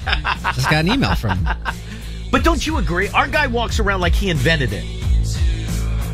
Yeah, absolutely. Although, if you worked for Sam Parker, would you feel differently? Wouldn't do it. Could not deal handle I that could not deal level with of delusion. But maybe if you get it from the horse's mouth. Maybe if you it's get the more- Kool-Aid from the Kool-Aid man, No, it's better. It's like Christian was saying yesterday. I really like the Sinatra impersonator, but the actual Sinatra, maybe this is the opposite. Maybe if you get it from the real person, it seems believable and endearing and motivational. Versus ours where it's like, oh, God, already. Here come Tony Robbins. No, you know what I mean? Like maybe? Or you think it's just getting the Kool-Aid from the Kool-Aid maker? That's it. I mean, it doesn't sound like my type of environment. That's why I said I'm trying to give Dylan the benefit of the doubt. Because I'm sure she's very nice. Yeah, but she's also probably Facebook friends with her boss. Oh, that could be. Oh, you know what? Little brown on the nose. A little brown on the nose. I want to believe she's sincere. I really do. Well, I think she is. Yeah, but she's bought in. She's going the extra degree in order to get the word out. Powering a locomotive. By the way, did we know they were based around here? I still don't know where she's from. So She's from Richmond. She's from Richmond. I didn't know that. I had no idea. Who knew, Diane? Who knew? Who knew that he's been stealing all that stuff out of Richmond? Everybody. Not Richmond. Not Richmond. Just that he was stealing everything. Oh, okay. Yeah, no. Oh, definitely. Tony Robbins. I can't think of any other Covey, the Habits. He's the goose that laid the golden egg. He's moving people's cheese. He's winning everything Zig now. Ziglar. Oh, he's definitely Zig Ziglar. And Dolph. He's a wrestler. But that's after my time. I don't know that. I think Jones interviewed him once. Wouldn't this be funny though if they go check their records now and sue him and it's all copyright violation? Oh, I would love it. I would love it. All right, Dylan. Now I'm in business with you. If we could take our guy down, I'm in a second. This isn't going to help my PIP meeting today, but I'd take him down in a second. In a second. By the way, our guy now overseeing Richmond, I wouldn't be surprised if he's trying to set up a little meeting with Sam Parker. Oh, for him, that's like going to the pearly gates. Oh, my God, he'll buff the penis. HTP. All right. That's going to be a long day. All right, Diane. Remember the last HTP? Yeah, I do. Yeah, twice a month. All right, Diane. Now, you know what? What's today? Oh, Monday's payday, Diane. Holiday. I got to bump it back to Tuesday, son of a bitch. Yep. All right, let's get into some news, please. Police shooting and killing a suspect after he attacked multiple people at a restaurant in Columbus yesterday with a machete. This guy walked into the restaurant, had a conversation with somebody who worked there and then left, but then came back a half hour later. Right. When police said he approached a man and a woman who were sitting just inside the door at a booth and basically just started to slash. Didn't he just start walking up and down the kind of not the aisle? Yeah, I guess an aisleway at the diner or the restaurant. Said he was very calm and it just went. Right. People were throwing chairs at him. Yeah. A lot of people just got the hell out of there, which, by the way, I don't blame you at all. People were throwing chairs at him. Somebody engaged him. somebody engaged him, and then I know the law enforcement showed up. Then there was a car chase, and he ended up coming at police, not only with the machete, but with another knife in his hand. That's when he was and they dropped shot him. and killed. But all of the victims expected to recover. There was one who was listed as critical when they went into surgery, but then has since been upgraded to stable. And I'm into my friend Jots from Columbus. So I was going to ask him if he knew the restaurant, but I don't know if that restaurant is like, is it like a where everybody would know each other type diner? Like, is it like one of those old, like, cool, funky, where, it's the same people who have been going there for 50 years? I don't know. I mean, it definitely looked like one of those, down-home type places when you see the pictures of it. No, and that's what I mean. It's the Nazareth Restaurant and Deli. Right. And it happened right at dinner time yesterday evening. Because didn't they, I think when they were talking to some of the witnesses, and that was the reason I was asking, is some of the witnesses were like, he didn't look familiar. It's like people here didn't know him. Yeah. But that's what gave me the impression, I mean, visually, and then just hearing that gave me the impression of it's like, it's the equivalent of your neighborhood bar. Right. Where they would recognize somebody who wasn't a regular. They didn't say what that conversation was. I mean, it looks like it's just a strip mall type place because you can see that it's right next to like a T-Mobile store. Right. So, but they didn't say if what that conversation was, the first conversation that he had, and then he, like you said, he left, came back about 45 minutes later. Yeah. At this point, it seems like they're unsure as to what set him off. That's terrifying, though.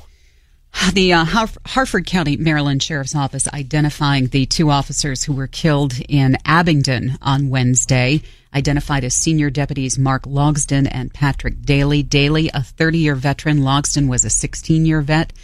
Daly also out of the military? Yeah, Daly was a Marine. Logsdon was an Army vet. He is survived by his wife, 3 kids and parents. Daly survived by his girlfriend, mother, and 2 sons. Also, a Maryland man now charged with manslaughter in the death of a Montgomery County police officer struck and killed after he had stopped a suspected drunk driver. This goes back to early December. 47-year-old Luis Relusco from Olney indicted on charges of manslaughter by automobile as well as failing to move over the guy for who hit the cop. An emergency vehicle. Yes, Officer Noah Liotta was killed back on December 3rd. Of last year.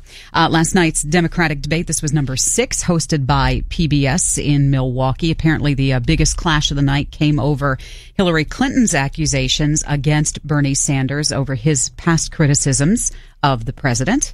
Do senators have the right to disagree with the president? Have you ever disagreed with a president? Senator, I suspect you may have. I suspect you may have. Also, I didn't see it, but was there a point where Bernie Sanders, I didn't watch the debate last night. I was watching Ovechkin get a hat trick. There was one point where I guess Bernie Sanders brought up Vietnam, and I don't know the context. I don't know what it was, but I was just reading something about the debate, and they said that you could hear the moderator when he brought up Vietnam. The moderator go, "Oh God." Oh. I didn't hear it. And I didn't see it. Gwen Eiffel has no time for that. But as soon as he brought up like the Vietnam War, Vietnam, whatever it was, and it was, again, I don't know the context, but it was like something from so long ago. Whoever the moderator was, you could just hear the moderator go, "Oh God." Yep. Yeah. And I guess they said Bernie Sanders actually got a little bit of crowd response when he talked about Hillary Clinton. I guess she had said what she would do when she is president. And he's like, well, you're not in the White House yet. Let us be clear. And I guess it was also revealed yesterday his Secret Service code name is Intrepid. Is it really? Yeah. Oh. New national polls saying that he got a nice bump last night. So he won the debate last night? He said he was at least in a national poll. This isn't them doing the specific ones by state.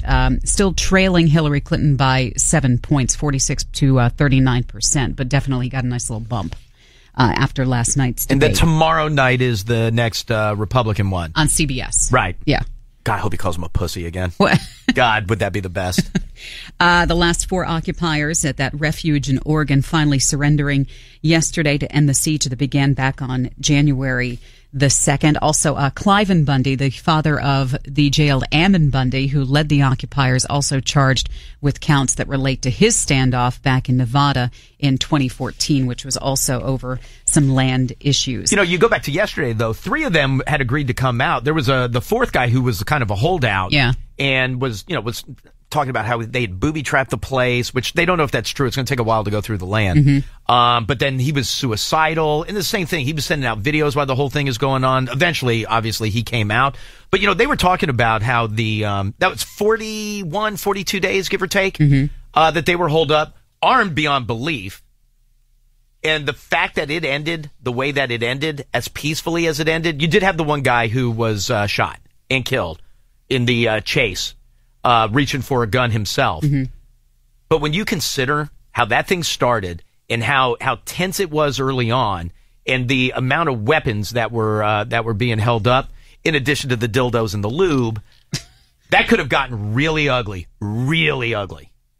The man who held the Guinness World Record for the longest surviving heart transplant has passed at the age of 73. He initially was given 5 years when he got his transplant back in 1982. He just passed away. He ended up making it 33 years. South Africa? West London. Oh. Didn't Ronnie date the woman who was the nurse for the first heart transplant? That was the first. This is the longest surviving. Oh, longest surviving. Yeah. Sorry. Yeah. A man in Tennessee facing charges after he peed in a Walmart while he was trying to put a package of trout inside his jeans. Or they called them trousers. We get it. Apparently, the officer wrote that suspect David Wiley told him he did pee on the floor but wasn't concerned because it's a misdemeanor. Love it. Also tonight on television, it has been almost 17 years since the shootings at Columbine High School. Klebold's mom. Yes, Sue Klebold is talking to Diane Sawyer tonight on ABC. That'll be good. Is it wrong that I want to read her book? Her book comes out next week. I don't think so. I think I'd read it. I mean, well, why don't you pick up two? One for my birthday. Her book comes out next week. And yeah, she's talking to Diane Sawyer. And, I mean, you can tell she's still torn apart every single day. Yeah. I mean, think about it. If that's your kid. Right. No, and she even says that, and once a day she'll hear from somebody that'll go, how did you not know? How did you not see the signs? And she said, if one of my kids were, if my son wasn't the killer, if my son was on the other side, I would say the exact same thing. How the hell do you miss that? How do you not know any of that is going on? Yeah. And she said, yeah, you'd see minor things, but nothing that you would add up in your head of his next step is going to be, he's going to go shoot up a school. And she said, I would think the same thing. And she said, and I think it now, afterwards, I think it every day. What did I miss? How did I miss it? And she said, yeah, I mean, there were teenage issues. I don't want to call them signs, but teenage issues. But you just think, you know what? I've loved my son. I've tried to raise him the best that I can. I never lost him, or at least this is in the blurbs. I don't know what the whole book says. I never lost him. So you always just felt like, yeah, I mean, we're going to run into some teenage problems, but he comes from a loving household. I've done nothing but try to protect him and shower him with love. And again, I don't know what the rest of the book is like. But yeah, so she should be good tonight, but I do want to read that book. Part of me feels guilty for saying that. No, I mean, I think it would be... I think it'd be fascinating to read. Interesting, yeah.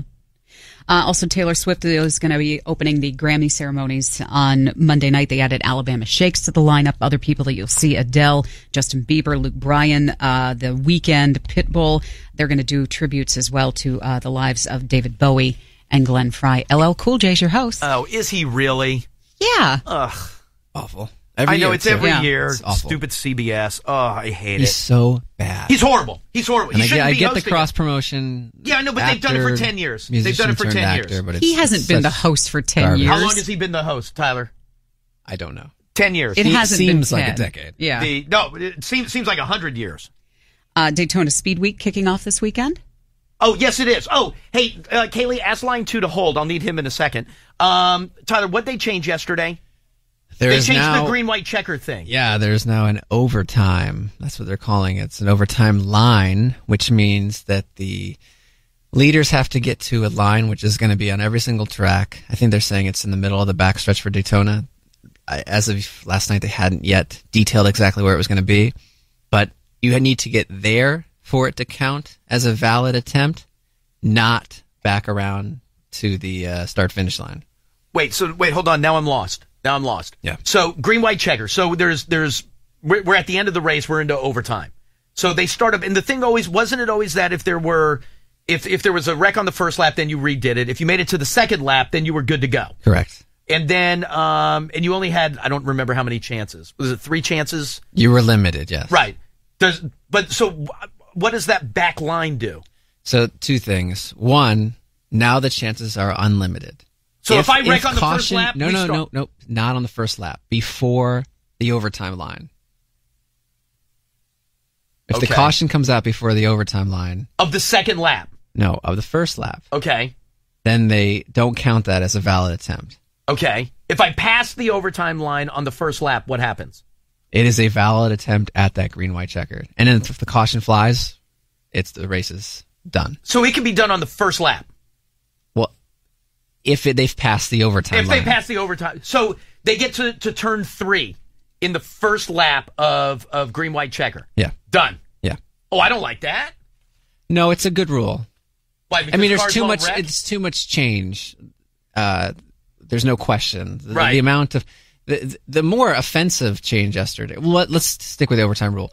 So this is it's twofold. One, it's a safety reason. Right. Like this is something the drivers are actually pushing for. Oh, really? Well, maybe I get not. that. Maybe You're not Kevin driving the Harvick. right cars. Maybe not Kevin Harvick because that's the second thing that it deals with is how Harvick manipulated Talladega last year. Right. And because there were limited attempts. Oh, that's right. They were only going to do one. The first one wasn't deemed valid. The second one, his car was blowing up, so he wrecked Trevor Bayne, and then the race was over. The field was frozen.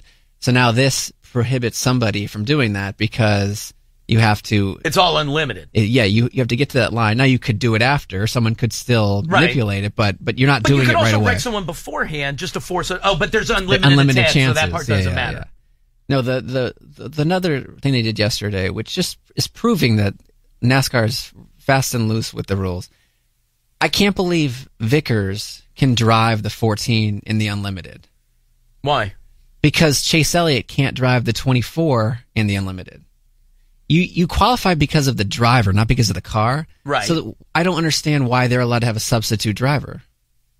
Who's driving the 24 this year? Chase Elliott. So why can't he drive it in the unlimited? Because it was Jeff Gordon who's eligible. But Tony's eligible. Yeah, but they're going to let Vickers drive.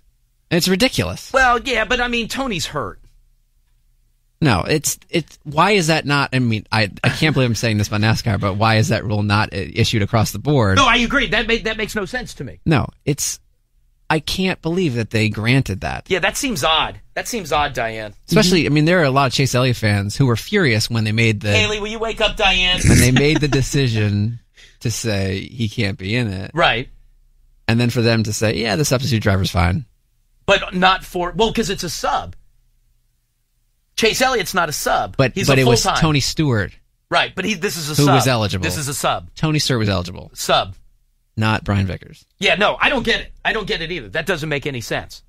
Whew. All right, Diane, you're up. Caps won their 5th in a row last night by beating Minnesota 4-3, and Ovechkin got his 14th career hat trick by scoring all 3 goals in the second period. They're in Dallas tomorrow night to play the Stars. NBA heading to Toronto for All-Star Weekend this weekend. You get your celebrity game tonight. Tomorrow night it's the 3-point contest and the slam dunk contest, and then Sunday it's the All-Star game with all your favorites playing. On the West Side, Steph Curry, Kobe Bryant, Kevin Durant, Chris Paul, James Harden. Also the East will showcase LeBron James, Carmelo Anthony, Paul George, John Wall. So that's on Sunday night. That's .com/EITM online. Let me go to line 8. Hi, Elliot in the morning. Hello? Hi, yes. Hello? Is this Elliot? Yes, it is. Who is this? Elliot. Hey, this is Sam Parker. 212 Sam Parker? 212 Sam Parker. 212 guy. Is it really you? It is really me. And thank you so much, man, for talking about it this morning. Appreciate it very much. Well, it is 212 day. I know that because my boss steals all your stuff like it's his and shoves it down everybody's throat. Well, hopefully it has a pleasant taste because hopefully it's getting in the hearts and minds of people there and everybody's enjoying a little bit more of the day. Well, I will tell you this. Sometimes the finest ingredients can still taste like crap if you don't like the chef. So you guys have you got people there who aren't really that enjoyable. Understatement of the day. Hey, so what is your deal? My deal is our organization, InspireYourPeople.com. We're here to just help people enjoy more of their day, help people care more about their work and the people they work with and for. Oh boy.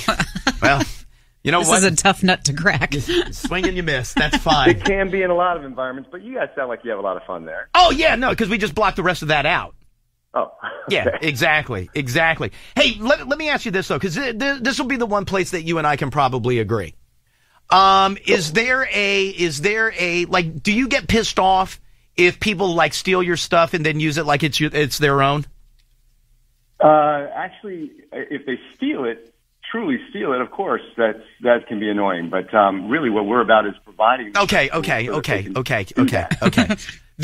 How do I find out if it's just being completely stolen though?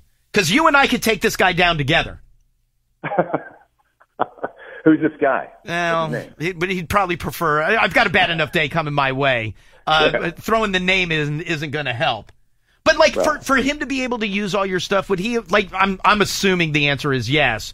That like he came to the compound and like took a class, like filled out forms. There are people who would like. I'm sure you do seminars and all that other stuff, right? I do some keynote speaking for big events, but it's really not about seminars. It's based on a book I wrote called 212, and the whole concept, and there's a video, and there's all this material that companies use to help inspire their people. So it's really, I'm not out doing the Tony Robbins thing, but I am doing keynote speeches. Yeah. Right. Okay. Because I feel like I'll tell you what. He loves you. That's all I can tell you. He worships. He worships. I love him you. if he's out talking about it. He is. But actually, he's talking about it like it's his own. I'm not a big fan of that. But it all works in the end, right? The good news is, though, as angry as he would be with me for telling you that, he would also be put off the other way by being excited that I'm talking to his God. Wow, I got a fan. Is oh, yeah, you do. Oh, yeah. Fan is... say again? Is he up near you all in the D.C. area? Yes, he is. Okay, all right. Yeah. I'm a Northern Virginia person myself. I moved down here about 15 years ago. Oh, very good. Wait, hold on. Tyler had a question. What is Sam's story? Like, how did it all start? Yeah, what's your deal? What's my deal? Yeah, how did this all start? Like, how bottomed out were you? Where you were like, you know what? Here, I'm gonna start making Kool-Aid. It has to be bottomed out. Of course, you bottomed out. Unfortunately, I don't have much drama. I got no story I got no bad story. It's all been pretty good. And I came up with this concept that at 211 degrees, water's hot. 212, it boils, and boiling water comes steam. With steam, power a train. 1 extra degree, it makes all the difference. And those 32 words, had a big impact on a lot of people and continue to. I mean, there's sports teams who've used it as their mantra. Organizations, it's just been a wonderful experience. And now but what were you doing prior to that?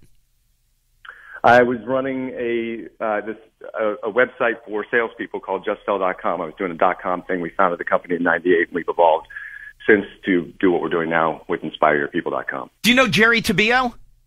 No. Oh, good. No, that part's fine. So you went at any point were you like reading all like the who moved my cheese garbage and the Franklin Covey thing and the 7 habits of, at some point did you look at it and go, there's a 10 million sheeple in the world. Watch, I'm going to stick my hand in their pocket. No, it's not quite the way I approached it, but I am a fan of the Covey material, 7 Habits of Highly Effective People. That was an important book to me back in the early 90s. But this is just about, this idea came to me and we packaged it up nice and, it's made a very positive good impact on a lot of people. Good impact on a lot of people. Do you hate people like me? Of course not.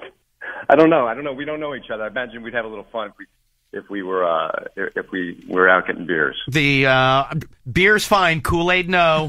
No on the. No, I'll have you drinking my Kool-Aid by the time. No! Don't force feed me, sir. Yeah, and it'll change the whole thing. You'll be doing your program. Everybody will say, "Wait, this isn't the guy. This isn't the same guy anymore." It'll be magical. It'd be wonderful. You know what? And then I'll have you come to one of our events. I'm gonna take bets on that. Well, that's good too. That works. And can I ask you this? Sure. Are you a billionaire off of this thing? No, God, that'd be nice though. You're close. Not even. Our boss would give you $1 billion probably just to shake your hand. Well, then I'm coming up. Honestly, I'm on 95 right now. Tyler, don't you agree? Our guy would go nuts. Our guy would go nuts. This is our guy's Gretzky. Yeah, exactly. I was going to say, if you came to our building and went into the bathroom and took a crap, our guy would come in and just wipe your ass right up. This is not the greatest visual in the world. No, but it is the highest compliment. Well, I guess so. I've reached the pinnacle of my career. Well, listen, Dylan McGee was the one who reached out. I had no idea you were from around here. I had no clue. How old are you, by the way? 50. Say again? 50. 50. Good for you. You don't look 50. Hey, he looks good. Yeah. Wait, hold on. Where's a picture? Well, yeah, you know why he looks good? Because he's positive and he's happy and he's now you do see a hint of anger. That's because of our guy stealing his stuff and using it like his own. But but wait, can I ask you a serious business question though? Yeah. Like when you said there's like teams and stuff, like professional sports teams and stuff using your stuff. Uh-huh. Like how do they come to you and go like, hey, I want to? But I don't understand. How do you make? Why wouldn't somebody do like our guy did and just read it and steal it like it's their own? Well, because that doesn't really make it real. You know, you got to have stuff that reminds people. You got to have stuff that it's got to be tangible. So people hand out the books. They read the books together. They discuss it. There's a video based on the book.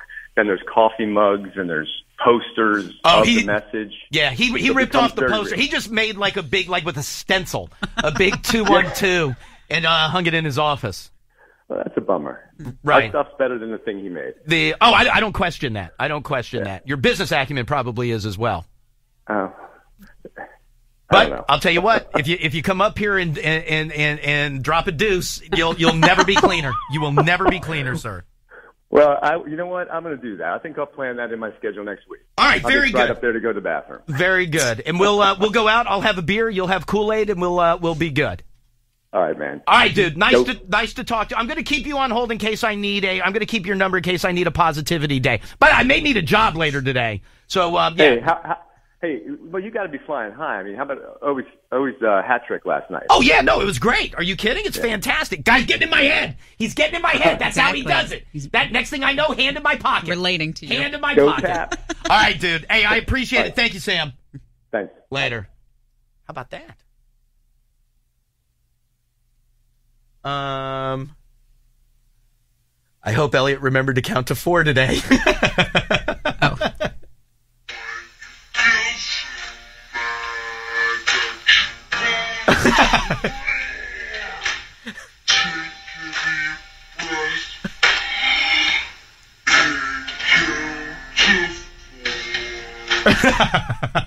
Speaking of stealing stuff. By the way, don't you agree? He wishes he had that kind of time with Sam Parker. That's Gretzky for him, right? Yeah. Yeah, without a doubt. And we all agree he would wipe his ass. 100%.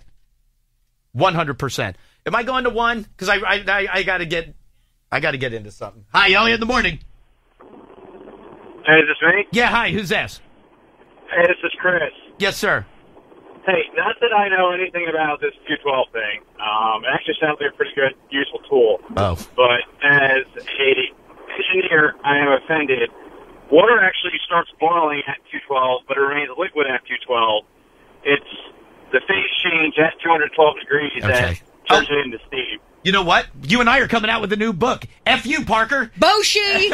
That's ours. 212 Boshi. 212 Boshi. Exactly. Good deal. We're in business. We're in business. All right, dude. I appreciate it. Thank you, my friend. No problem. You got it. Later, dude. All right, let me take a quick break. I got to get into something completely different next. Elliot in the morning. This report. Marmosets. So people in China now, as a status, so instead of wearing a ring or instead of wearing a bracelet or jewelry, they wear these monkeys on their fingers. So they walk around. They're not cheap, mind you. They're around $4,000. But Diane, you can't look at Kaylee look how we've seen these pictures before. I didn't know that this was a status symbol or that people were buying them. I just thought this was a picture that somebody had tweeted of some tiny little animal. No. This is a status symbol. How do you keep them from jumping off your hand, though? Maybe they cling like a newborn. I'm sure they do, or you just think it's like they know, like, I don't want to fall from here, so they just hold on for dear life. Or it's an instinct. You know when you had your kids? Right. And when they grabbed your finger and you're like, oh my God, this is amazing. And the nurse is like, yeah, that's inherent. Oh, okay. Like it's a reflex. Okay, all right, There's no meaning behind it. Okay, but do they ever stop doing that? I'm sure. Like if you put your hand on the table and it's just holding on to, it's on my index finger. Like, does it ever try to like get off? And like go running around the table? Eventually it'll probably let go. I just don't. God, they're so cute. Diane, no, that's the wrong attitude. Why? I'm not saying I'm going to drop $4,500 on one. I think they're adorable. I was just going to say it'd be much cheaper for you. Diane, stop it. Kaylee, look at the face. No. But my point is, for you, that would be cheaper. Why? Because they're getting them from South America. South America, they have to get them to China, and then China has to distribute them. So it's, Diane, stop making that face. Diane's in. What does Kaylee always write in tweets? Squee! Could you imagine seeing somebody that has one of these, though? First of all, it would weird me out. Oh, like a little tail. They would. Yes, Diane, it's a monkey. It's a monkey. The first picture I've seen the tail. And it just holds onto your hand. That's weird. I will say there would be... Buy a big TV. There would be...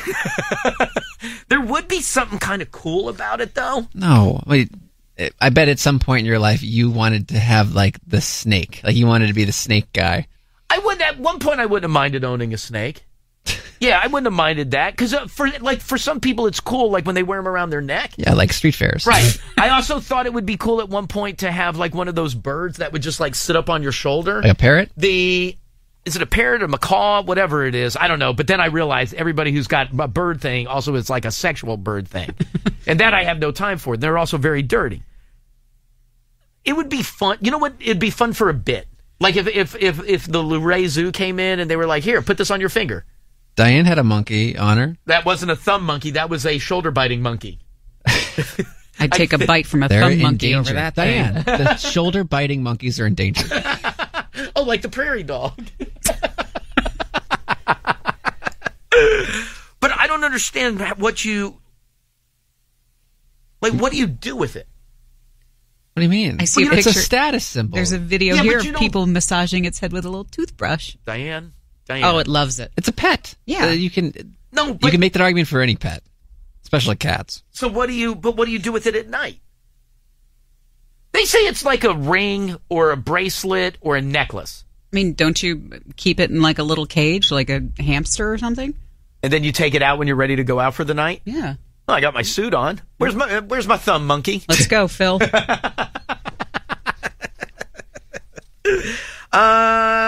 Let's see. They report the tiny animals have been nicknamed thumb monkeys and are taking the place of diamond rings and other jewelry for the hoity-toity in China. One jewelry store owner, surnamed Chen, showed off his latest accessory. Snow leopards and red-crowned cranes have nothing on my New Year's gift. And then he went on to show his thing, his thumb monkey. Jesus Christ. Is it illegal? In terms of what? The trade of them? Yeah, like let's say I imported a bunch of them from South America and this was going to be my new thing. What channels are you going through? I don't know. Some guy in South America who's got thumb monkeys. That sounds sketchy. He's a business guy. Just because they're exotic doesn't mean it's illegal. Yeah, no, like those trade shows. I'll go to like the exotic animal trade shows. Some of those are illegal. Yeah, I was going to say that's a bad example. Some of those are bad. Yeah. No, but like, can you go to South America and get them? Like Diane said, like a hamster. Do they sell them down there, like at PetSmart? That's Petco. But yes, it is. Do they sell? But they don't sell these here. But like, if I go to South America Petco, yeah, do they have them there? I don't know. I get 10, 15 of them, and then I load myself up, and then sell them. No, they are saying the prevalence is affecting their behavior in the wild. What do you mean? Like the human interaction. So their social play and their vocalization has been changed due to this increased human activity and interest in the So species. because humans are going in and trying to get there, Yeah. now it's changed it up. They also live at a different level of the rainforest now. That's important stuff. I mean, you're messing with... you're messing with the eco. There you go. Where am I going? Couldn't have said it better myself. What do they sound like? Oh, wait, here. I have the sound. Here it is. No, I got it. No, that's not it. Oh, wait, which one? Oh. Listen. There's my girl. I've misspoken. This is what they used to sound like. Right. They now sound like this.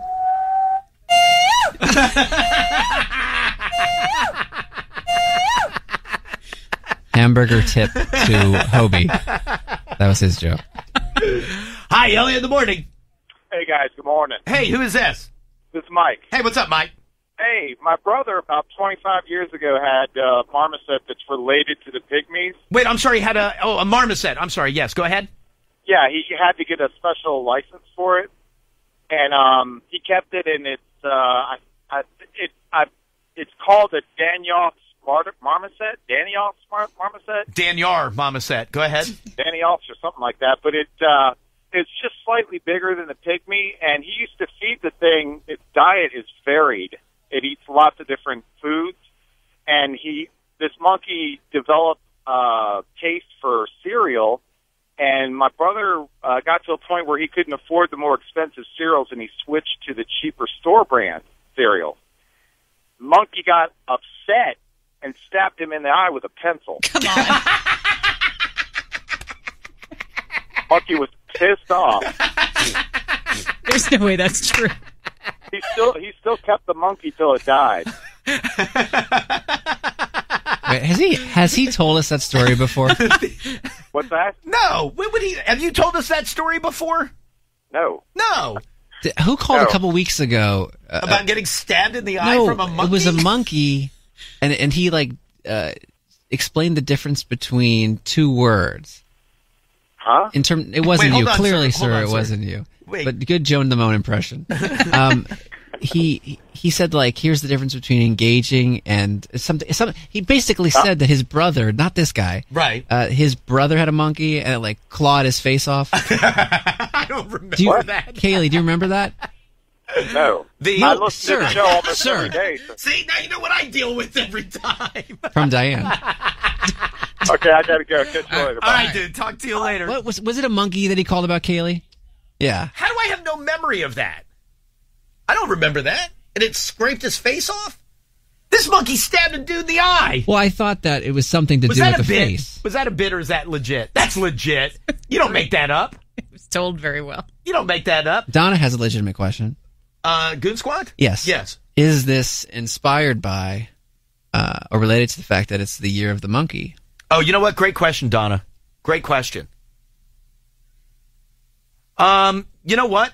With absolutely nothing to go on, I'm going to say yes. Don't you feel like Chinese New Year didn't get the coverage this year that it normally gets? Well, my son's school covered it, so I learned a lot about it at home. Right. From a crappy source. But yeah, no, I feel like it was sort of overshadowed. I feel like it was totally lost this year. And listen, I don't go out to a parade or anything, but I feel like it always gets a bunch of coverage. It was last Sunday. Maybe was it because of the storm? No, because nationally it didn't get any play. The storm was earlier. Yeah, no, between my son's school and the Wizards jerseys. That was a problem. That was all I saw of it. That was a problem. By Let's the not way, put that out. I have it here. It was the difference between careless and reckless. Okay.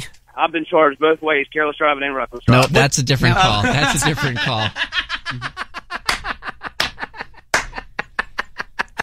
I'll find it. All right, I'm sorry. Where am I going? It probably didn't get any play because it was Super Bowl Sunday. Doesn't matter. It's still Chinese New Year.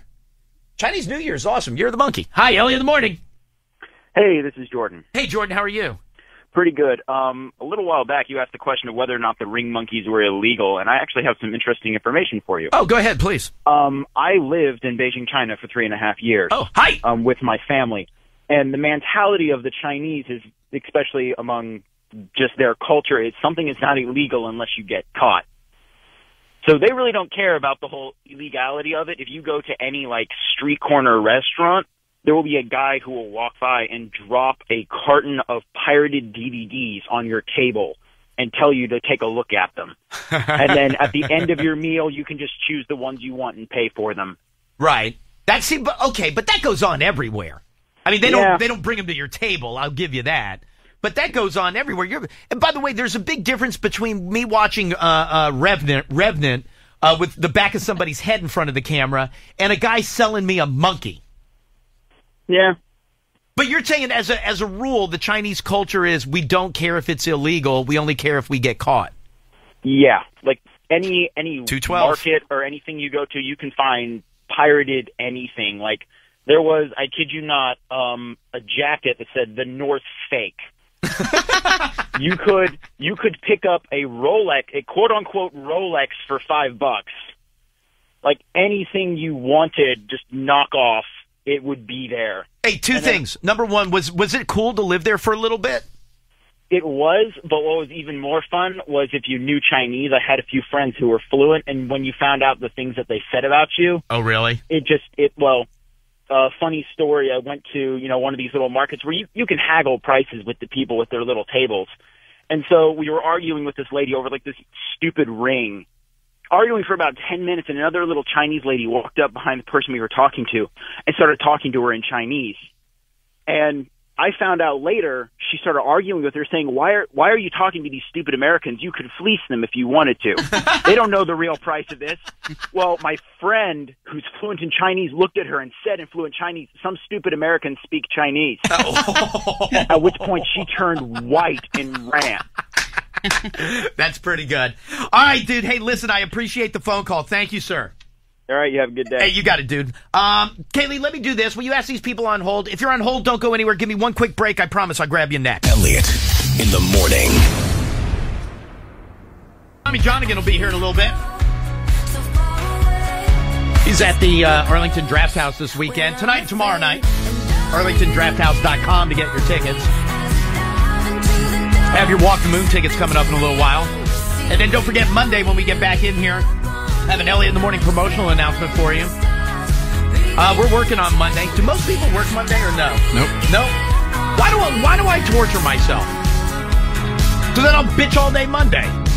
Doesn't matter. I'm working. All right. So Monday we'll have a brand new Elliot in the Morning promotional announcement for you. Probably have to repeat it again on Tuesday. All right. Let me grab a couple more phone calls. Hi, Elliot in the Morning. Hi, is this me? Yes, it is. Who are you? Hey, my name's Joey. Hey, what's up, Joey? Not much. So about the pygmy monkeys. Oh, yeah, the little thumb monkeys that Diane wants. Yep. So they're actually sold at a little animal sanctuary right outside of Fort Lauderdale, Florida. Are they really? I swear to you. And it's usually like the bottom end, I guess it's by color, but bottom end is like $4,900. Holy crap. It can go up to a pure white one at $8,900. So they are for sale, so it's not illegal to own one. No, it's not. They're actually a certified animal sanctuary, and they go through I don't know if it's an 8 or 2 8-hour courses on safety and handling, but it's not illegal to own one here in the States at all. Is it illegal to own any monkey in the States? I would think a gorilla. You know what? That's fair. No, but is it? I get that you can sponsor an animal at an animal sanctuary. Yeah, and even so, if you go there's a website, Podgy's Animal House. I'm sorry. It's actually Podgy's. It's like Pogggy. Okay. It's an animal sanctuary out of Hollywood, Florida. Right. And you can sponsor some of their animals and go visit and whatnot. I don't believe you can take them from the sanctuary. Yeah, right. No, because I was going to say, we mentioned Jay Rosenberg from time to time. He's the guy who wears his pants up around his nipples. But, he sponsors a tiger, but it's not at his house. It's at an animal sanctuary. But you're telling me, is it Podgies or Pogies? Like Smoking Joe Pogie? It's like Podgy, Podgy. Yeah, here we go. I got it. So, okay, so you can, what does that say? I can't read that from here. Hold on. Common marmosets, a.k.a. finger monkeys, thumb monkeys, or pocket monkeys, for sale, $4,900. Jesus Christ. Yep. But you're telling me I can leave with that. That's not just paying for it to exist at the sanctuary. I put it in my car and I drive home. Yeah, I to be honest, I saw something about a $800 airplane, something to do with planes. I don't even know if they might even ship them to you. That's what the shipping is, the $800. They send it to you? Uh-huh. Oh, my God. Anywhere in the U.S. That doesn't seem right. Owning a marmoset monkey is fun and exciting. Hey, thank you, sir. I appreciate it. Go ahead. It's just a little bit of work and careful planning. You can have a new member of the family. These little creatures are playful and have their own personality. They're close to humans and show genuine feelings of attachment, joy, and happiness. Diane just squeaked. Yeah. Because there's one with a very funny face. He's like grumpy baby monkey. Puppy baby monkey. Yes. The white-faced That's monkey, the one he said was very expensive. Those are capuchins. Baby white-faced capuchins are $8,900. But weren't capuchins, isn't that what... Marcel. Yes. The Friends monkey. Yeah, like Adam on Twitter says he had a friend who had one, but the girl he lost him. They ran off. You know what? It's a friend's joke, and I blew it. Whoops. Sorry, Adam. That's all right. Some guy on line 1 I just lost. He said he had a monkey. I just don't understand. What do you do with them? Now you want to make sure you're buying it if you're going to get one from a well, you want to go to a reputable certified breeder. By the way, if I bought you a monkey for Valentine's Day, you wouldn't know what to do. Well, no, that's why they have all those, training that you have to go through. Haji's takes pride in their USDA and Florida certifications and are honored to have an excellent reputation when it comes to raising monkeys for sale. All of our animals are vaccinated and properly cared for by highly knowledgeable staff. And can stab you in the eye if you go cheap on the cereal. I love this website. Where am I going? Line 2? Will you make one promise to me? When Johnigan gets in here, will you please... I will close all windows. Close the windows. Hi, Elliot in the morning. Hey, what's going on, Elliot? Hey, who's this? This is Dan. So there is actually one monkey that I know of that's illegal in the United States. It's called a slow loris. I believe it actually is in the marmoset family. It's out of Indonesia. And it's called a what? Slow loris. Slow loris. S-L-O. But why is Diane saying it like she knows? Because, you don't know what that is. Yes, it is. It's a common meme because often you'll see them holding the little tiny drink umbrellas because it's funny. Thank you. See, Kelly.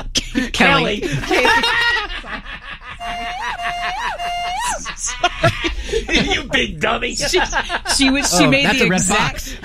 That's a red fox. Diane, you big dummy. She made the exact same hand motion. It has something, but with them. Who made the exact same hand motion? Kelly. No, it has something to do with the slow loris' saliva, isn't it? What, that mixes in your drink? No, I think it's poisonous. Oh, is it really? Yeah. Is it really? You know that, or did Kelly tell you that? At least when I do it, it's on purpose. Could you guys imagine dedicating your time to something worthwhile? Hi, Elliot in the morning. Hello, is this me? Yeah, hi, who's this? Hey, this is Eric from Baltimore. How you doing? Hey, Eric, what's going on, dude? So my grandmother actually had 3 monkeys growing up in downtown Baltimore City. Did she really? Yep, and this was all before I was born. But my father would tell me that he would go over there, and they were mean, and she would let him out in the backyard. But they would chase him and pull his hair, and they used to hate going to see his grandmother. Yes, because they're dangerous. I mean, does anybody have to go further than the woman in Connecticut who got her face ripped off? Why would anybody have a monkey as a pet? And by the way, I bet those little that little marmoset pygmy thing, that thing whip your ass too. You piss it off. You can't beat up a monkey. Remember, Panty always said that he could fight a monkey and win. Right. No chance in hell. No chance in hell. Didn't we talk? Thank you, sir. One of our times in Richmond, we talked to somebody who. What was that lady's name? I can't remember, but she showed us pictures. What was her name? At Sharky's. Yeah. Yeah, I was busy talking to everybody. What was But yes, she on her phone she had a ton of pictures of her monkey. Yes. That she had at home. Yes. Yeah, in her backyard. I saw her monkey at Sharky's.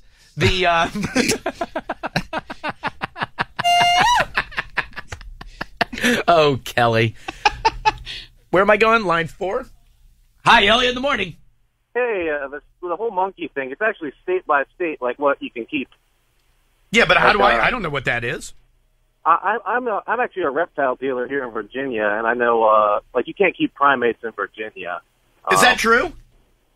Yeah. Like, no, it's not. That's not true because the woman in Richmond has a monkey. Well, I mean, I'm sure you can have them. It's not legal. Oh, whoops. I mean, I'm sure there's also special permits you can get, like zoos and, AZA facilities and stuff like that. But yeah, as far as, like, private, primate ownership, you can't have them in Virginia, at least. I don't know how Maryland and D.C. are, but I was told anything but a gorilla. By the way, could you imagine having a goddamn gorilla? I had a friend who had a monkey. He's another reptile dealer. He was trying to get our vet here in Virginia to look at it. He refused just because of the, if he got caught, treating a primate in Virginia, that could go south for him. Can I get it as like an emotional support animal? I don't know about that. You'll probably have to apply for something. I got a turkey. May as well get a monkey. Hey, what did you sell? Do you sell snakes? Yeah. I've actually one of our guys went into your show a couple of years ago. Oh, did he really?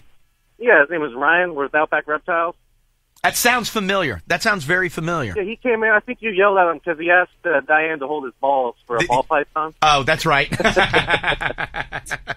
All right, dude. I appreciate it. Hey, tell Ryan I said hi. Line 2. Hi, Elliot in the morning. Elliot, why are you acting like you can't afford one? All you have to do is get the $4,000 from your friend. Elliot, this is Randy, by the way. Randy, how are you, my friend? Good. How you guys doing? I am doing excellent, thank you. Everything good with you?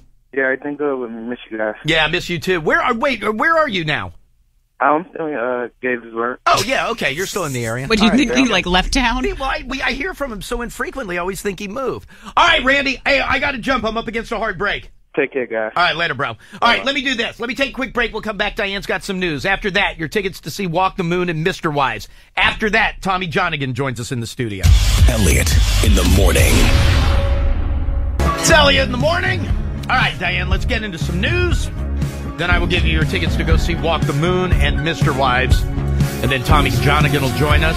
So, Diane, let's get into some news, please. It doesn't appear that Zika is slowing down anytime soon. The first case now identified in the state of Maryland, which brings the total number of affected U.S. states now to 21. That includes Washington, D.C. 59 cases have been reported throughout the United States. All the people infected abroad. I know 2 new cases in Florida were confirmed yesterday, Lee and Miami-Dade counties. That total number of reported cases in that state is now at 18. And then Louisiana health officials also looking into their first case of the Zika virus. Again, it was somebody who had recently traveled to a Caribbean country. Man. No, it's going quick. I mean, Dr. And it's going to. Dye was, Oh, he's very accurate. Yeah. You had your 6th Democratic debate last night. It was hosted on PBS, and here's the exchange between Hillary Clinton and Bernie Sanders, where she talks about him criticizing the president. The kind of criticism that we've heard from Senator Sanders about our president, I expect from Republicans. I do not expect from someone running for the Democratic nomination to succeed President Obama. That is... Madam Secretary, that is a low blow. And then didn't he go after her and be like, oh, I don't know what you're running your mouth for, paraphrasing. Yeah. You ran against him. Mm-hmm. So it's okay if I don't agree with everything, but you ran against him. So we'll see how the Republican debate goes on Saturday night. Yeah, so tomorrow night you get another one there. Although I was reading, Trump was in Baton Rouge last night. Mm-hmm. You see, 13,500 showed up for that thing. Right. But he said that he has sworn off profanity for the duration of the race and when he's president, and then dropped 2 damn it's and a crap. Again, Diane, I don't care. I didn't care that he said pussy. Right. Doesn't bother me. But, okay, I mean... But people are going to go like, you can't say crap. You can't say crap? I'm telling you, if you say, I'm not going to swear, I'm not going to say... Crap's not swearing. I can understand I would argue people... pussy's not argue. Hate that word. Which one? Crap. What do you prefer? S? Poopy. I don't have a preference. No, crap doesn't bother me. I'm saying I'll say in conversation S, of course. Right. But I hate that. MF in conversation. No. You'll definitely say F in conversation. Although someone last week MF'd me. I'm sorry. And I said it, and I shocked Kaylee's mom. She was like, "Oh, he curses." Like, you're so intimidating. No, I've heard you cuss. Yeah. No, but I hate CRAP. It sounds like a child who's first learning curse words. Wait, but can I ask you this? You hate it in terms of like, hey, get all your crap up off the floor, or you hate it of like, hey, give me 5 minutes, I gotta take a crap? Well, I certainly don't like the latter. I wouldn't expect to hear the second one in a conversation. Why not? The former too. That word. Ugh. So that bothers you too? Like if I was roasting somebody and then like used it as part of the thing, like wouldn't that? Who cares? Like, so you're appearing at I'm Jeff Ross. comedy club. I'm Jeff Ross. You're the roast master general. No, but like if you told somebody I don't give a crap, like that's not bad. Use S. Grow up. Grow up. But you can't, if you're him, you can't say that and then turn around and do it. In the same Damn few it isn't moments. a bad word. No, I don't think so. And I think a lot of people But by the way, see, would be here's where more you're wrong, like, though. I think people would be more likely to be offended by damn it than saying, because I don't think most people the think. second you put God in front of it, trust me. Okay, but he didn't say God damn it. He just said damn it. Right. But I think people. Well, Tommy's leaving now. Yes. People are going to. Crap to me is not cursing. I can understand people saying. Really? If Marley comes home from school and she's like, and you said, Marley, how was your day? And you're like, ugh, what a crap ass day. I don't think you would go, oh, okay.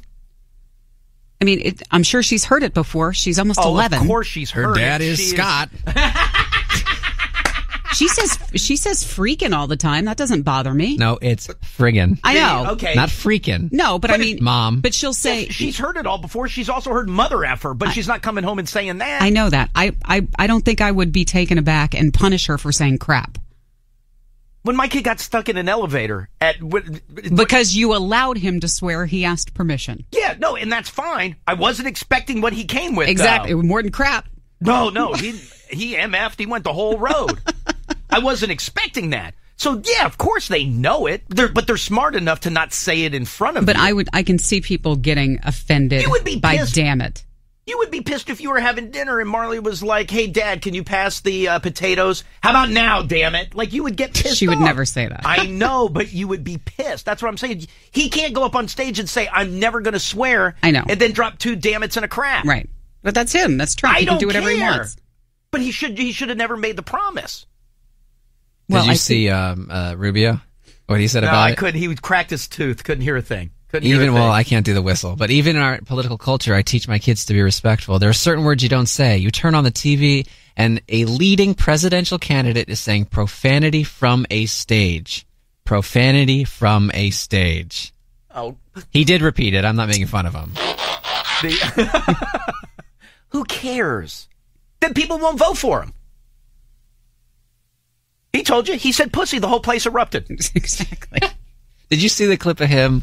I know we're running out of time, but the clip of him where he said F? Oh, yeah. But he didn't say it, but it almost looked like the news had edited it. Right, just to cut it off. Because he makes his mouth, he says it, but he just doesn't vocalize it. So he makes like the motion, like a radio edit. Right.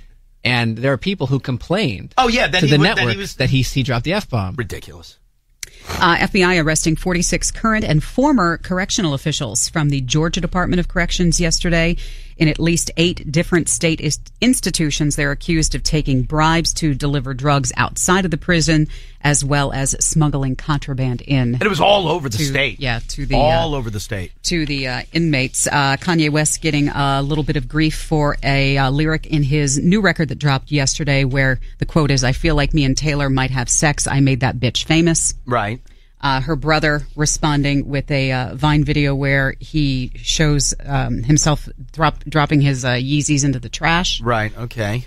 And I guess her people have come out this morning saying, because I guess there were people saying, oh, like, no, she was fine with that lyric. Like, she knew about it ahead of time. And they're going to say, no, she didn't. Kanye did not call for approval, but did ask Taylor to release his single on her Twitter account. Well, she knew about the first part of the lyric.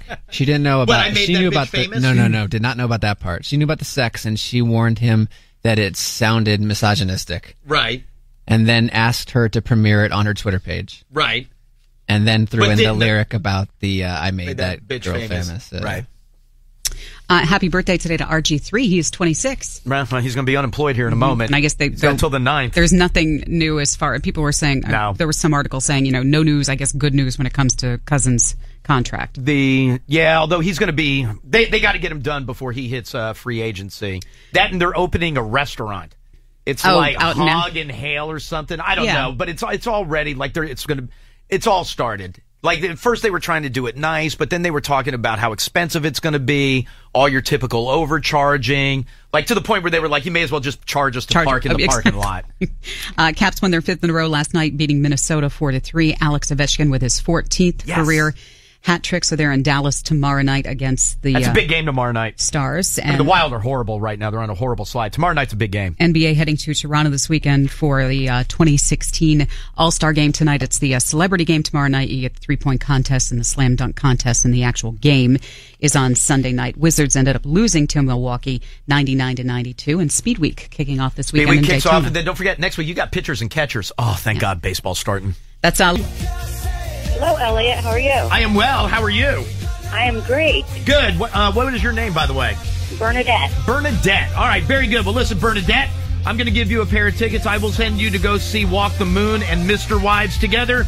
Pier 6 Pavilion on July 24th. So if you hold tight 1 second for me, Kaylee will get some info from you, and you have a good weekend, all right? Thank you very much. I appreciate it. Hey, you got it, Bernadette. Hold tight 1 second for me, please. Tonight and tomorrow night at the Arlington Draft House, you will go see Tommy Johnigan. Please welcome Mr. Tommy Johnigan. Good morning. Good morning, sir. How are you? Doing well. Thanks for having me in. By the way, how did you? We were just talking before the break. How did you end up a Niners fan, though? I moved around a lot, never living in a city that had a team, and they were just on TV the most. Right. Wait a minute. It sounds like an old man where I'm like, back in the day, they didn't air every football game. You could only see 2 a week. Right. And then the Niners were just the national team, basically. Yeah, but where are you from again? Somewhere Midwest. I claim I grew up in Southern Illinois, but I started in I went to 12 schools before the 6th grade, and it was one of those things. Really? Yeah. Just divorced parents that I lived with one, that's right. Your and then the parents other were ones would divorced move. a lot. Yeah, they get divorced a bunch each. Just a bunch each. That's right. Wasn't it? Oh, now I'm trying to remember. If I mess this up, forgive me. But no, I mean I remember it. Isn't it your mom and dad divorced, and then they both remarried? Is it twice? Yeah. Or once?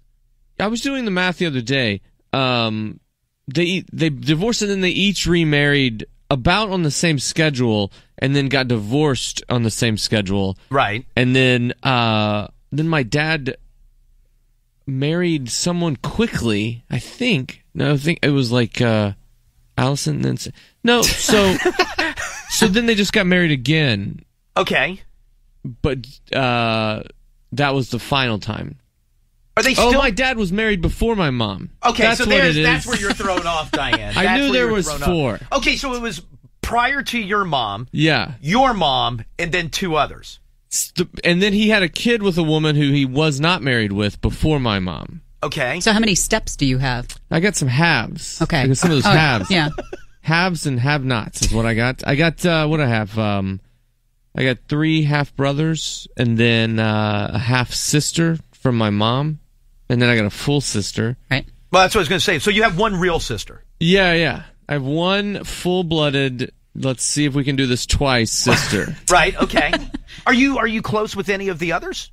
No, there's no problem. It's just my brothers lived in Tennessee and they kind of grew up there, and I grew up in Illinois with my mom and stepdad, so we don't chat a ton. Right. No, but I meant was it where you would get the kid from when your dad got someone pregnant before your mom? Yeah, I would hang out with them when I would go see him in the summer. Oh, okay. When I would go see him in the divorced summer, I would just see the other kids. I grew up with my half sister, so I thought of her more of as a sister, as a real sister. And then my half brothers they seemed like half brothers. They're like, oh, because we're just here. Right. Half the time or something. I don't know. Now, let me ask you this, though. Because it's very confusing. I fell in love with my step cousin when I was in the 2nd grade. That's fine. That's fine. It's fine no matter what. She's just a step. No, still, they would probably frown on that. She was older than me, and I remember I thought, like, when the 6th, we were step-cousins, and then they got divorced, so then we were not step-cousins. Then you're not anything. So it was like a bit to overcome the fact that I was in the 6th grade when I made my move, and she was a junior or senior in high school. Oh, I'm sorry. When you made your move? Yeah, I bought her perfume from Walmart. Like the locked up case, the good stuff. You know it's good perfume when they have to page a manager. And so I bought her perfume, and she ended up with some, she was a junior and used to be my step-cousin, so she ended up with some jerk that was a senior in high school and never related to her. You know these girls that think they're better than you. My family is crazy, and I have 2 kids now. Full-blooded. The last time since I saw you, you've had another kid. Yeah, I got another one. I don't like her as much as the old one, but have you just not bonded yet? We've not. Yeah, I think that's the thing. I bonded immediately with my first. Did you really? Immediately, like in the hospital room, like to the point where when we bring her home, my chick, like I got not an argument, but like she was feeding her. We were bottling, and she was like, and I was like, let me feed her, because I had this paranoia where I'm like, if you're always feeding her, she's gonna think you're the one. Right. She's gonna like think you're keeping her alive, so she's gonna be closer to you, and I want to be her favorite. Because I look at it as a competition. Sure. And my chick's like, you're not supposed to look at parenting as a competition. I'm like, sounds like loser talk. I'm going to win this thing, especially with that attitude. Cam Newton press conference over here. I'm coming out ahead. So I like constantly was wanting to feed her, and then the new one, it's not that I don't dislike her. I like her more than every other baby. She's just the least favorite baby in my house. You know what I mean? But I'm sure we'll bond. But I like both of mine. I shouldn't say I didn't like, but didn't bond until they were 2.5. Yeah, it's so hard. I think it's also because I wanted another girl. I wasn't that guy that was like, I want a boy. Right. But you have another girl, and then you realize, well, like I had a girl, so I don't know how I'm supposed to love it or care for it as much, because I have like a 3-year-old who's fun, and then like a crappy version of that. So I'm like, it's not even, I'm like, I want to be with this one. I would rather be with the 3-year-old. Yeah, because you could do more with the 3-year-old. When we found out we were having another girl, my girlfriend goes, I wear a wedding ring. We're not married, but we just thought it was easier to lie to everybody's face than it was to actually have a wedding. Wait a minute, so you went the whole distance and got a ring? Yeah, I asked for it. I was like, will you just get me a ring? Wait a minute. So, because the last time, obviously, that you were in here, I mean, it was very clear you're not married. We're not married. We're just, I'm still getting out of the habit of saying girlfriend on accident. Because we're lying. We're just going to lie for a while. We may get married legally. But weren't you against marriage? We're not against it. We just aren't for it. We're not like for it.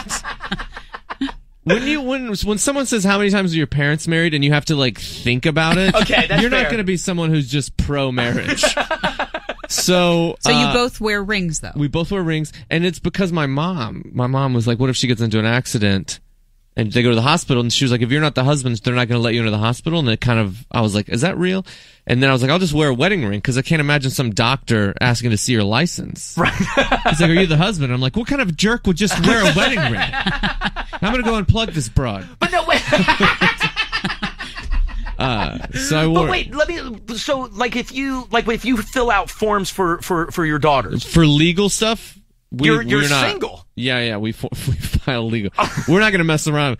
I would just start being like, what are they going to do? Right. And once you've gone long enough into a lie, and you have to, it'll happen. I think if we just start writing it down, and I think we could even like claim taxes. I don't think they have a checks and balances system for people who just lie about being married. I don't think it's ever happened. But do people who know you see with a ring on and go, dude, Tommy, I didn't even know you got married? If they do, I go, oh, we're not. It's just a gold ring. It's just jewelry. It does feel weird because it is just jewelry. There's no meaning. How long have you been wearing it, though? She got it. It was a Christmas present. This past year? Yeah, I asked for it for Christmas, so she got it for me for Christmas. I open it up and I put it on, and my daughter goes, you look like a girl. I was like, I know. I get it. It's a stupid tradition. I don't know why we just fall in line with marriage. We just kind of march to the thing. It seems like it's outdated, but I'm lying about it. That's my favorite thing ever. But is it like you said, like it's weird when it's just a piece of jewelry? Like, and I get it. Like, I mean, I'm really married. And yeah, so, you like, did that. There was a thing, a ceremony and a thing. Yeah. I got this with socks. So and I never wore any jewelry prior to getting married. And so when you get it, it's like weird and the whole thing. But you look and you go like, oh, but that's because I'm married. Doesn't even mean that to you. It means our version. We're telling people we're married now. So it means that. It's like if you're just a tall black guy and you just wear warm-ups and tell people you're in the NFL, you're going to get a lot of the same benefits of someone who just plays in the NFL. Okay. Why do you have to be black? I don't know, but that was just the way don't text or email. But you wear, well, obviously you're on the road. All the time. Yeah. I wear it on the road. So you wear it on stage, the whole thing? That's the reason, is because we have 2 kids. Will you ever really go through with it? We may, if there's a financial benefit, or basically the only reason is I just don't want my kids to not feel like that they're in a stable home with a committed family. Right. So we'll either get married or maybe lie to them. I haven't even decided. I don't see the harm in just telling your kids you're married. Right. If you're in a normal relationship, you get married and then you have kids. Right. The kid's never at the wedding. True. So there's no thing that they will remember. So I'll just I'm your dad and she's your mom and we're married. I don't have a problem with it. Strict no pictures rule, though. Strict no pictures. Lost them in the fire. Lost the pictures in the fire. Everything that happened before you was lost in a fire. It's a real bummer. Are you done it too? Yeah, we're done. I think we're done. We're done. We said we were done. Right. And did you say you were done after the first one? No. We said we left it open to conversation. The second one was we tried to have a baby. We tried real hard to have a kid for 6 months. I found out last Saturday. I thought we were just. I didn't know we were actually trying. We were trying. But now we said we're done, and then we have a nanny, and she was like, "You sure you don't want a boy, or do you want another one?" And I was like, "No, we're done." And she was like, "Did you tell mom?" And I was like, "We've talked about it." And she said, "Well, she said you guys may have a third." And I was like, "No. I can't have you conspiring behind me." And now it's. Because we've said no, but anytime there's like any intimate moment in the bedroom, if she starts it, I'm real suspicious. You know what I mean? It's like if you own a store and like the 16-year-old kid volunteers to close, you're like, he's stealing from me. This is not right. I started. That's the rule here. No, but I was going to ask, like, is it like going out on the road? And I mean, listen, you're not the first comic that travels all the time, or first person who travels, and the kids are at home. But does somebody's back there with her? So we have a nanny, and it stinks. It's a bummer. I feel bad. Is it a live-in nanny? No. She comes. She's like a 9 to 5 or 9 to 6. Sweet. My chick's like works a bunch, so it's hard on her. And then yesterday, our nanny was in jury duty, and she just got her visa or whatever is that the green card? So she was really. I think it's a visa. I think any other person. I think any person that's born here would just be like, I got to get out of this. But she was like, I'm finally an American, and we're like, oh, this is really inconvenient. This is really inconvenient. Being American is starting to screw us a little. No, jury duty's awesome. I'm a huge proponent of jury duty. I'd love to be a professional juror. You're going to find this hard to believe, but I lie about where I live. I haven't lived in Illinois for 10 years, but I have an Illinois driver's license, and I still keep an Illinois address because there's cheaper health insurance and cheaper car insurance. So I may have a warrant for my arrest. I've lived in California for 5 years, and I lived in St. Louis for 5 years before that, which is in Missouri. And there's a chance I've had I may have a warrant. If you don't go, do they give you a warrant? I may have one. For 10 years, I just have a mailbox that they throw the mail away in. I could have had some Stephen Avery Illinois jury thing happen. All right, wait. So get back to this whole thing. Sorry. So wait. So Southern Illinois, because St. Louis does sound familiar to me though. Yeah. You're a big Cardinals guy, though, right? Oh, yeah. okay. So why didn't you end up being like a Rams fan? Well, the Rams didn't get there till '94. Right. So I was already a Niners fan. Oh, so you were already in at that point. I was already in, and then the Niners, any chance of switching, the Niners won in that Super Bowl in '94 where Steve Young threw 6 touchdowns. So that was like, well, I'm not going to switch now. I'm not going to switch to the Rams. Right. I got Steve Young over here. Right. And then years later, you have Jeff Garcia and a bunch of other guys you forget. Dennis Erickson's your coach, and you're like, man, these Rams seem like nice people. But now, will you jump on the Rams bandwagon in L.A.? I don't think so. I mean, because my kids are from there. If they like football, I understand that they'll have a home team, so I may kind of, and we'll buy the stuff and buy the tickets. It's going to be a crap show, I think. The team being there?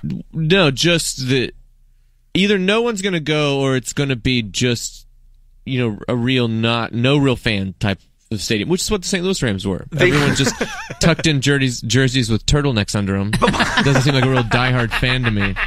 But why? I don't understand that though, because like the Cardinals, the baseball team has an unbelievably loyal and massive. I mean, they're the Yankees of the National League. Yep. And then the Blues do well. So why did nobody give a rat's ass about the Rams? It's because they weren't good for long enough. Neither were the St. Louis Blues. The Blues made the playoffs for like 27 straight years. They didn't win anything, though. That's the thing about being like a fan is you're never dead last as a Blues fan. You're always like, we're going to make the playoffs. Oh, my God, what are we going to do? We're losing in the first round. What do you mean, what are we going to do? We do the same thing every year. Right. But you still have that we're making the playoffs, and it does get frustrating to not move past the first round or the second round, or to have good teams that you're like, this is it. Right. But the Rams, they strung together that Kurt Warner team. Right. And then they got one out of that. That was the greatest show on turf. They got one Super Bowl out of that, and they were terrible before, and then they immediately went back to being terrible again. Right after, so right. I think they could have held ground if they just made the playoffs for a bunch of years in a row. Right. And they could have at that time. It's like that division with the Cardinals, the Rams, the Niners, Seahawks, it was totally up for the grabs. That's how, the Seahawks won the Super Bowl when they went 9-7 or maybe 7-9. 7-9, right. It was crazy. Right. So you didn't have to do much, but they just weren't good for long enough. But you still are diehard Cardinals. Yeah. Oh. I'm a diehard Cardinals fan, and then with basketball, I'm just like, you know what? I'm going to be just a basketball fan. I made someone mad one time when I was like, I don't really have a team. I just like the sport at this point. I think basketball is as good as it's been. So I'm just cheering. I'll watch any game. Right. And I have teams that I'm like, I'd like them to win. I'd like them to lose. But I'm like, I don't own a team. My dad didn't play for a team. I don't have no loyalties here. My whole life's a lie. What are you, Thunder fan? My whole life. I've been a Thunder fan since I was 9. Love the Warriors. I got a Del Curry tattoo. All right, let me do this. Let me take a quick break. Tommy Johnigan is with us. Arlington Draft House tonight and tomorrow night. Go to arlingtondrafthouse.com to get your tickets. One quick break. More with Tommy Johnigan next. Elliot in the morning. Tonight and tomorrow night. Go to arlingtondrafthouse.com to get your tickets. I saw a picture that you posted of the cue card from your first appearance on Letterman. Yeah. Dude, how awesome is that? That you was got crazy. The card. They gave you, they're so accommodating. The guy that was booking it at the time was also a comic, and is just all those things that you would, when something like that, it's such a big moment, and all the things that you would think of a week later of like, man, I wish I had asked or thought of that. He just, afterwards, the cue card guy gives you the cue card. They come to they're like, do you want to go sit at the desk and take pictures on stage after the audience is gone? Really? Yeah. So they really make it a great experience. But leading up to it, like, that's the cue card guy gives you that, and then after the show, they let you go take the pictures. But, I remember being the first one was, you're the most nervous, and I was standing there. Well, how many times did you end up doing I did it Letterman? 7 times. Right. And then the thing that calmed me down the most was how everyone else was just doing whatever. I was like, oh, this is just work. This is just Monday. This is just them at work on Monday. Right. To me, I was putting it as this is a life-changing, huge event, big deal. And I'm like, oh, it's Monday. It's Monday. And I just have to do stand-up. So I'll just go do that for 5 minutes. Was it life-changing, though? Not financially. But, you don't just back when you would do Carson, when Carson was the only thing. You never going. did Carson. No, I'm saying, but when the guys okay. you would do that old. When you would do that, that would literally like the that next would change day, your life. Yes, you would have a full calendar. Well, wouldn't they always say like if and especially like if you got invited to the if couch, you got to sit down, forget it would change your life. This was just more of, it was life changing in the sense of like that was a goal for me since I was 8 years old. Right, because he was your guy, right? Yeah. And so it was in those sense, and then also I started headlining clubs after I did it because I don't know what Colbert's only had Seinfeld on. I think Seinfeld's doing all right, but so he's yet to kind of go like I'm going to put some new guys on or put some people on like that. But at the time, like Letterman, when you would do it, it would be a legitimate credit, as in the sense that a ton of guys didn't get to do it. And then when I started doing it more, once a year, there were only like a handful of guys that were regulars on the show. Is there anybody now that's doing that is regularly having comics on? Conan, right? Conan probably has the most on, and then Fallon has once every couple months. It's a bummer because Colbert's only had Seinfeld on, and that late night stand up spot, like historically, right? It's just always been there, and it's always been for guys, newer guys, or guys that are great, and they've had them on once a week, once every other week. But now it's getting to the point where they've almost gotten away from it because they're just worried about ratings. Wasn't that also like a Letterman and Leno thing where it was always there was the two different camps, but there was, and obviously they both come out of the world of stand up. But wasn't there also a thing where like if like let's say for example Letterman grabs you, he wanted to be the one that was able to go, when Jonathan makes it, like I believe in him, he's young, and when he makes it, he's going to be my guy. There was and definitely whoever Leno was doing that with. Yeah. But there was always a little bit of that between the two of them of whoever's going to go on and be the next whatever. It started here and they come back. There were people when there were people that had done both, but no one was a regular on both. Like I was doing Letterman once a year, right? And if I had done Leno for whatever reason, they would have just not had me on Letterman for a couple years. You just knew pull that. out. Did they tell you that? Or it's just known? It's known, and then I think after like the second or third time, he was like, "You're a Letterman guy now," and then there's more in that statement than just like, "Oh, it's congratulations." It's like, you're in. There's no reason to do the other one. Just you're a Letterman guy. So I was doing Letterman, then I did Conan, and that was like a nice, right? No competition. So that being a Letterman guy and still doing Conan was totally fine. Yeah. Letterman loves Conan. I say loved like he had passed away. Rest in peace. Now, I do want to ask you though, didn't you the last time that you did Letterman, when you knew that he was retiring or was on the way out, didn't you write him a thank you note? Yeah, did I tell you that, or did I don't even know. I wrote him a thank you note, and I got so nervous, I was like trying to pull it out of a suit pocket. You ever try to pull a card out of a suit pocket? It looks like you're about to kill someone because you're all nervous and jittery and they're like, what's happening in that pocket?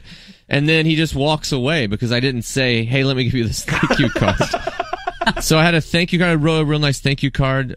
I think I was going to put like a $5 Starbucks gift card in it just as like, here's thank you for everything you've done. Have a little cup of Joe on me. And then he walked away, and I just have it. I'm just standing by myself on stage with a thank you card, and then the head writer walks over, and he was like, "Great," and I just go, "Can you give this to Dave?" And I have no idea if it. I wouldn't. I mean, I could see the scenario where he's like, "I'm not gonna read this, and I'm definitely not giving this to David Letterman."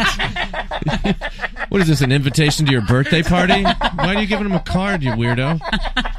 But did you feel like a putz giving it to the writer? Oh yeah, oh yeah. But it was the last. But in hindsight, would you have felt more awkward? Like, I'm assuming it's like, hey, everything's fading to commercial, and you're handing a card to Dave? I don't know how. I think I would have been okay with it, because of what I had written. I wrote like a nice, and he's an introverted, uncomfortable guy, as everyone says. So I'm sure it wouldn't have been a moment where he opened it and then he cried and he held me as he always wanted. But I think, maybe give it to him. It wouldn't have angered him. And then there's a chance that he would have been like, well, that's real nice. That it's also weird when you go, thanks, you're the reason I do comedy. And you don't really know if he's like, yeah, sorry about that. Just like I don't know how he would feel. Right. To like care that he does. Why would he care that he affected my life in that way? No, but he would probably. Yeah. He would probably be. I mean, I'm sure he wouldn't be the first person that has told him that. Yeah. And number two is if you're him or even if you were a Leno guy, I'm sure at some point that's kind that they would go, oh, you know what? I would think that's why I wrote the thank you card. That's why I bought a box of thank you cards. In a hotel in New York, there are just at least a half a dozen of where I just started and I threw it out and just in a trash can like De Niro and King of Comedy would have done. It was like what I wrote right before I kidnapped David Letterman. If he had shown up missing the next day, they would have been like, we've got the guy. Don't even worry about it. He's upstairs in the 6th floor. We found all these thank you cards. All right. My dearest David. True or false question. You're horribly afraid of dogs. Terrified of dogs. Right, but don't hate them. Just afraid I of don't them. hate them. I'm afraid, which gets confusing often. People say, oh, you hate dogs. No, I don't hate them. I'm afraid of them. It's I don't want to be around them. I don't want to get over it. Also, you go to someone's house that has a dog. They just want you to get over the fear at that moment, which is the only thing. They would not do that with anything else. They're just like, oh, you're allergic to gluten? Let me have some gluten over here. Let's get this figured out. I was attacked by a dog when I was a kid at my dad's. Okay, that's what I was going to ask. Where did that start? I was attacked by my cousin's dog, who also I was not afraid of at the time. I don't love the fact that people say, oh, it attacks you because you're afraid. Right. Because you were showing fear. Because it sensed your fear. And I'm like, yeah, that makes sense. As the advanced human being is at fault when an animal attacks it. My bad. I'm sorry.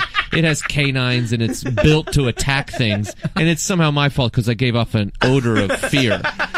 So this dog attacked me. How old were you? I was probably 8. Okay. 6 or 8. Like, did you get attacked, or was it just like... Like, attacked, it pinned me down on the ground, was like, kind of, it was just like I was having a water gun fight with my cousin, so it gets me and it's attacking, it's like kind of it wasn't like ripping me to pieces, but it got me to the ground. And then, of course, everyone, the best thing is like, you know what? Let's get back tomorrow. We'll have you and the dog hash this out. You got to get over this. We can't have this beef amongst us. So I go back the next day, they make me get around this dog again. At the time, I am afraid. And then it just is like immediately growls as soon as it gets out of the car. And I just kind of walk to the house, and it comes and takes like a hunk out of my bottom and my butt. I didn't know what word I could say. You could have gone with ass, just FYI. So it bit me in the ass, and then I was done with dogs. So my dad, his idea was like, I got an idea. Let's get your BB gun. We'll shoot the dog. You'll feel better. So in 2 days, I had been attacked by a dog, and then my dad made me shoot a dog, which is also awful, which is also terrible for no 8-year-old kid is going to be like, you know what I really loved is shooting that dog in the leg. It yelped. It was so scarring to shoot a dog. It didn't kill it, just like pellet in the back. It was real brutal. So now I don't like dogs or hunting. I don't like dogs or guns. Could you have said no to your dad? It was such a good idea. He was such a convincing guy. He was like presented it like he had thought of a great idea. It was like a revenge. He was like, "This will balance the universe," or something.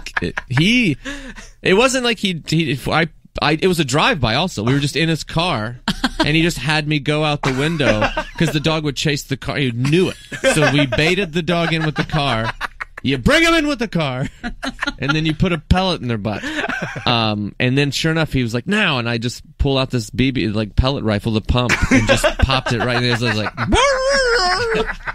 the saddest thing, and it just falls and tumbles. So I'm afraid of dogs. I'm a cat person.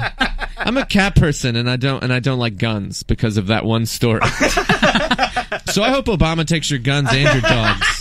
I hope he just takes both of them from everyone. I don't need either one of them. Do you and your not wife? Do you guys have cats? No. We gotta deal with my kid. My kid. She's like, when the baby's 2, and I'll be 5, we can get a dog. So I've said that once, and this maniac's remembered it. It comes up once a week. I'm like, you don't even know. All right, we'll see if you remember it. But I may have to get a dog. Why? Because I told my 5-year-old or my 3-year-old she's gonna get a dog when her baby's. I'm like, how can she even remember that? She said, I want a puppy. And I said, well, you know what? We got a new baby here. We got to wait till she's, she'll be your age. Like, when she was pregnant. Right. I was like, because she was 2. I was like, we got to wait till the baby's at least 2, like you are, because you're a big girl now. And then months later, she's like, when the baby's 2, I'm getting a puppy, right? I'm like, Jesus. All right, I guess. But we're going to get a tiny one. Doesn't matter. A little one. Doesn't matter. I'll get a little one that's like a Yelp, or I'll cut its tongue out or something. I don't know. Jesus Christ, Tommy. I don't want one I'm afraid of. I'm already afraid of the kid enough. I'm like, I don't want to mess them up. When we bring the new baby, everybody's like, how is she with the new baby? We brought her home, and she's in the little car seat, and my daughter goes, Daddy, when she wakes up, can I teach her something? And I was like, that's the sweetest thing I've ever heard, favorite baby. No wonder we love you so much. And then I swear to God, she woke up and we're across the room. She just looks over and she goes, I want her to stop breathing. And she put her hand over her face, which is over the baby's face. Yeah, like she was from a Stephen King book. She said, I want her to stop breathing. And then she put her hand over her mouth and nose, which is how you make someone stop breathing. Which in the moment I was like, that's pretty advanced. You have to admit, like she knows how to silently murder people. I didn't think that would come along at this age. I thought that was like a 10-year-old thing. Are they in the same room together? Not yet. My girl has I think an irrational fear that our 3-year-old will murder her in the night. And not because of the hand thing. That's the only thing that's was like an act of murder thing. Right. She thinks if you put her in the same room, because the 3-year-old can crawl into the crib, she's afraid she'll crawl into the crib and want to love her and fall asleep and suffocate her, or put a pillow over her face. She has that so when someone says I don't know if I'm ready to put her in there because I don't want our daughter to accidentally murder her. Right. You can't be on the other side of that argument. Just in case the murder happens. There's so now it's my fault. You gotta. I'm like, all right, I guess we'll have this. But they will. Sleep. So ultimately, you'll put them in the same room. Yeah, we do have a designated playroom that we've thought about maybe making that. Yeah, just the room turn that for the into. baby. Wait, so where's the baby now? In our bed. In our bed. That's awesome. Yeah, in our bed. And then the 3-year-old comes into our bed at about 2 a.m. and we sleep like the family on Willy Wonka. just all of us in one bed, and then if someone leaves, it's me. I go to the twin bed in the. Do you really? So you'll just take off and go sleep elsewhere? Yeah. And here's the move there: when you get shaken awake at 2 a.m.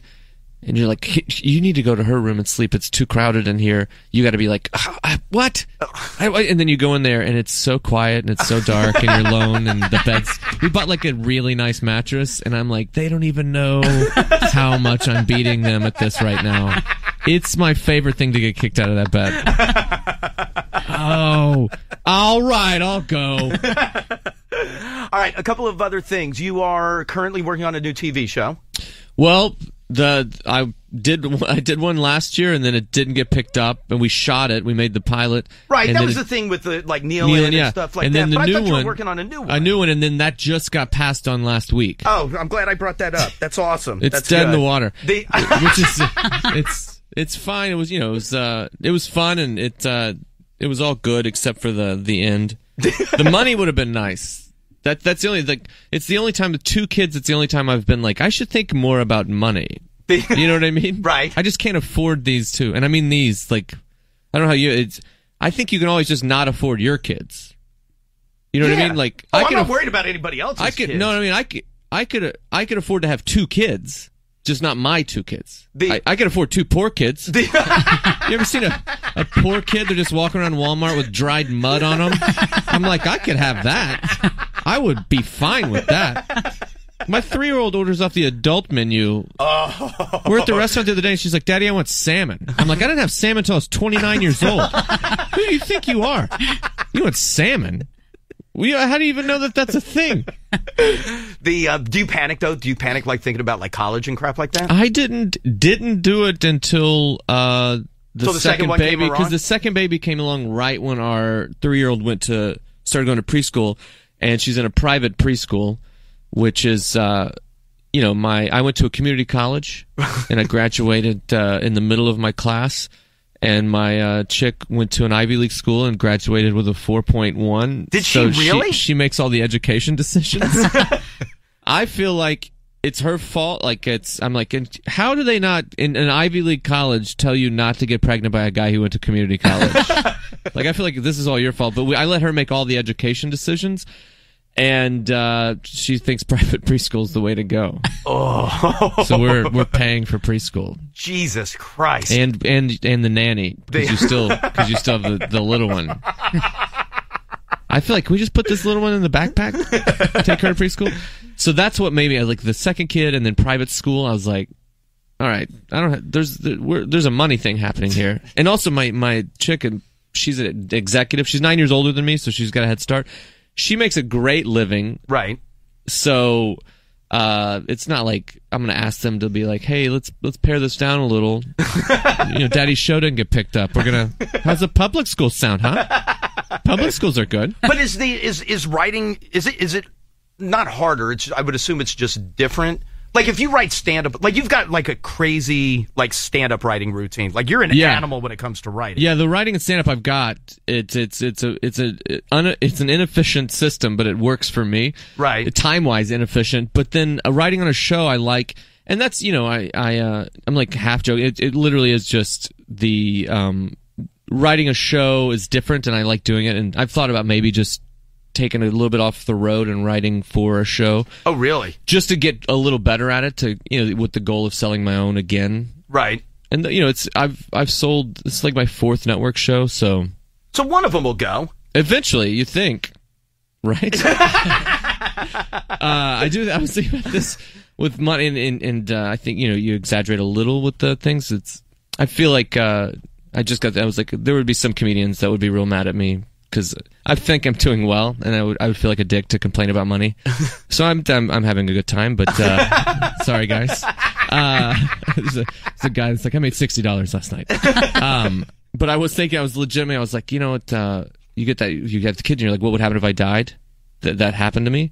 I was like, what would happen if I died? Because I had a friend that died, and I was like, well, what if I die? He has a young kid, and I was like, what if I die? I have a young kid, and then I was that's like, well, never crossed my mind. I go the other way. What if everyone dies? No, not that one. No, I go, what would happen if my wife died?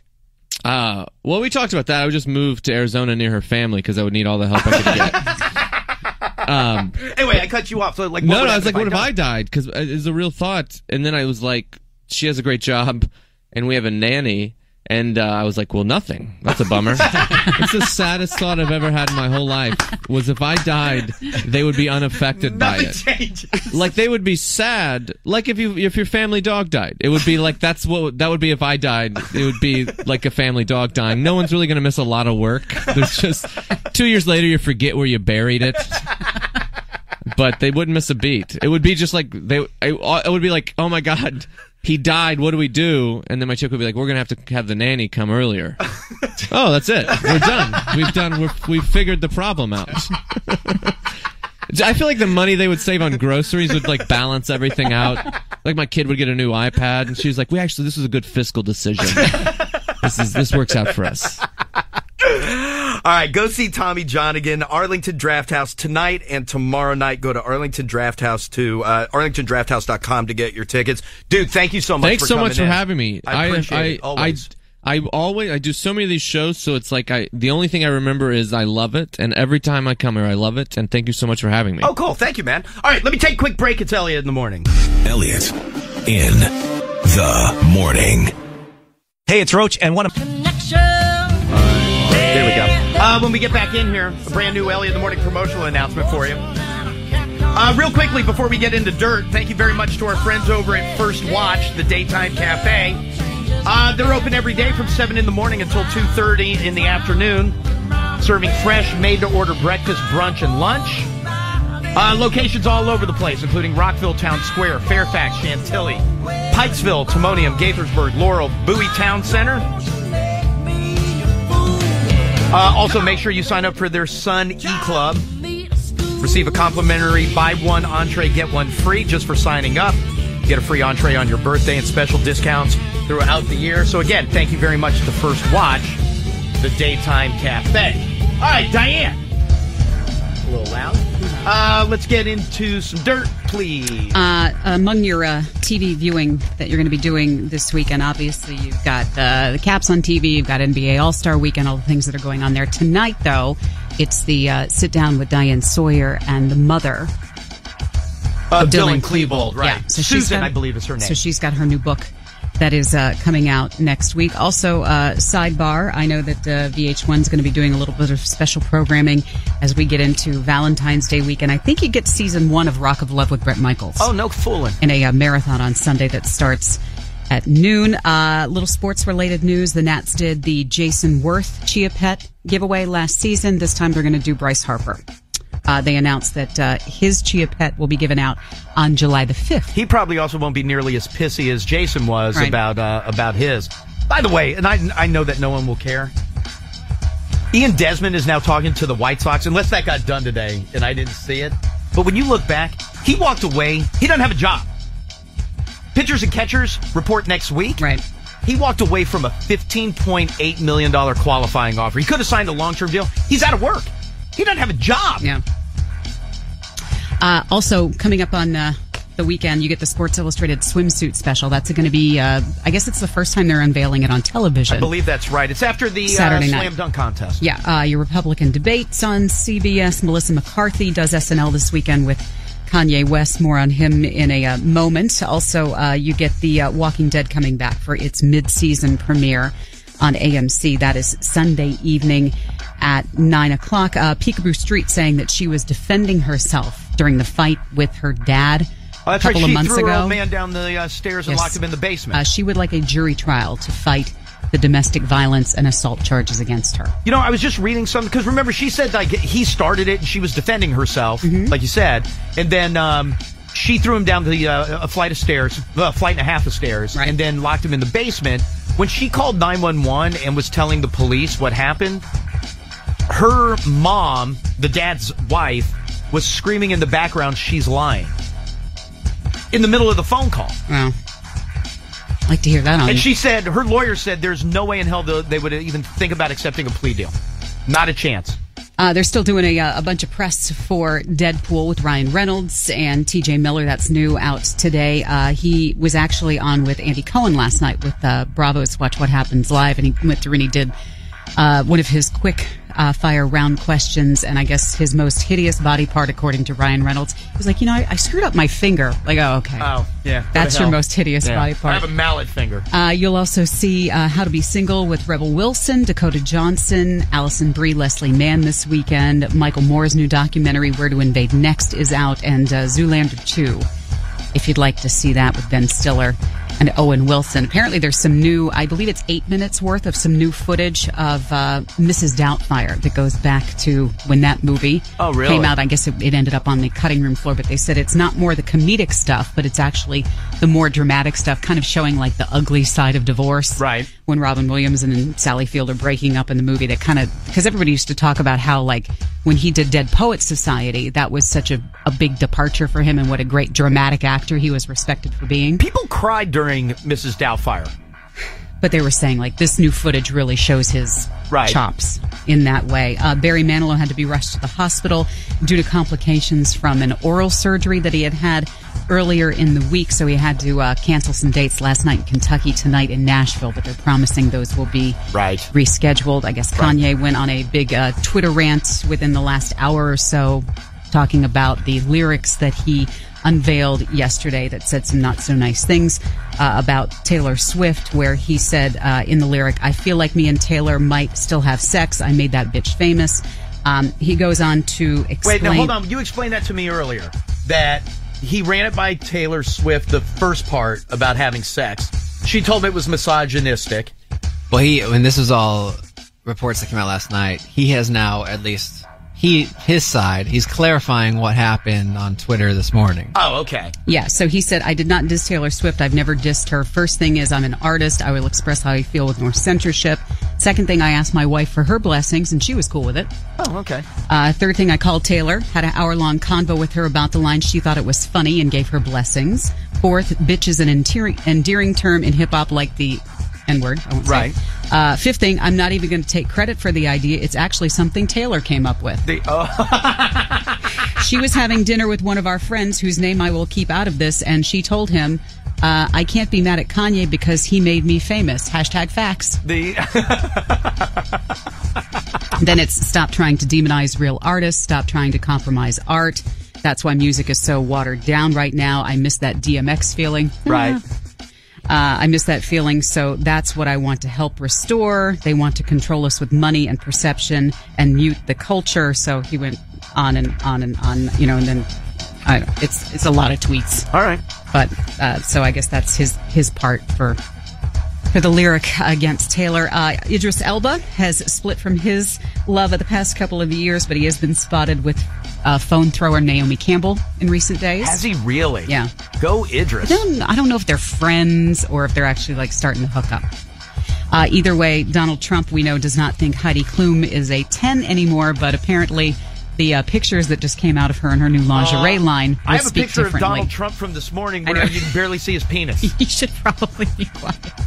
Paul Gosselaar has a new TV show in the works ever since Franklin and Bash was canceled. This one's going to be called Pitch. It's billed as a baseball drama that they're working on for Fox. Chaz Bono is going to be playing a minister on The Bold and the Beautiful. In other soap opera news, Days of Our Lives has been renewed by NBC. Congrats, Tyler. They celebrated their 50th anniversary in November. Which one's yours?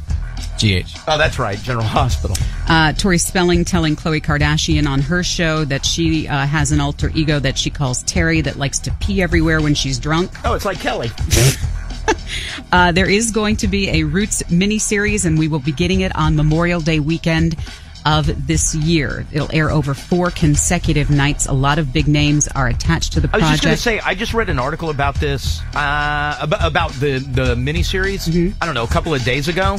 And people who had seen, what did they call those things? Dailies? It wasn't like a trailer for it, but like little snippets or something. Just whatever they had filmed that day, right? They said it is unbelievable how good it is. Forrest Whitaker, Anna Paquin, Lawrence Fishburne, Jonathan Rhys-Meyers, Mekhi Phifer. Wow. Among the names that are going to be taking part. AMC also ordering up a late-night talk show that'll be hosted by Kevin Smith and actor Greg Grunberg. It's going to be called Geeking Out. It'll be 30 minutes, and it looks like it's going to be premiering with a special episode about Comic-Con coming out in late July. Finally, with the return of The Walking Dead this weekend, a bunch of the actors were on Inside the Actors Studio last night, and James Lipton asking his 10 questions for the cast and crew, including Norman Reedus.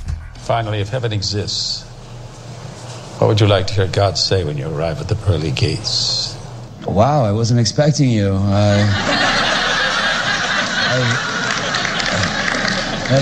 Come on back. There's 7 Rihannas waiting for you in a hot tub. All right, very good. Thank you very much, Diane. One quick break. We'll wrap everything up next. First, I'd like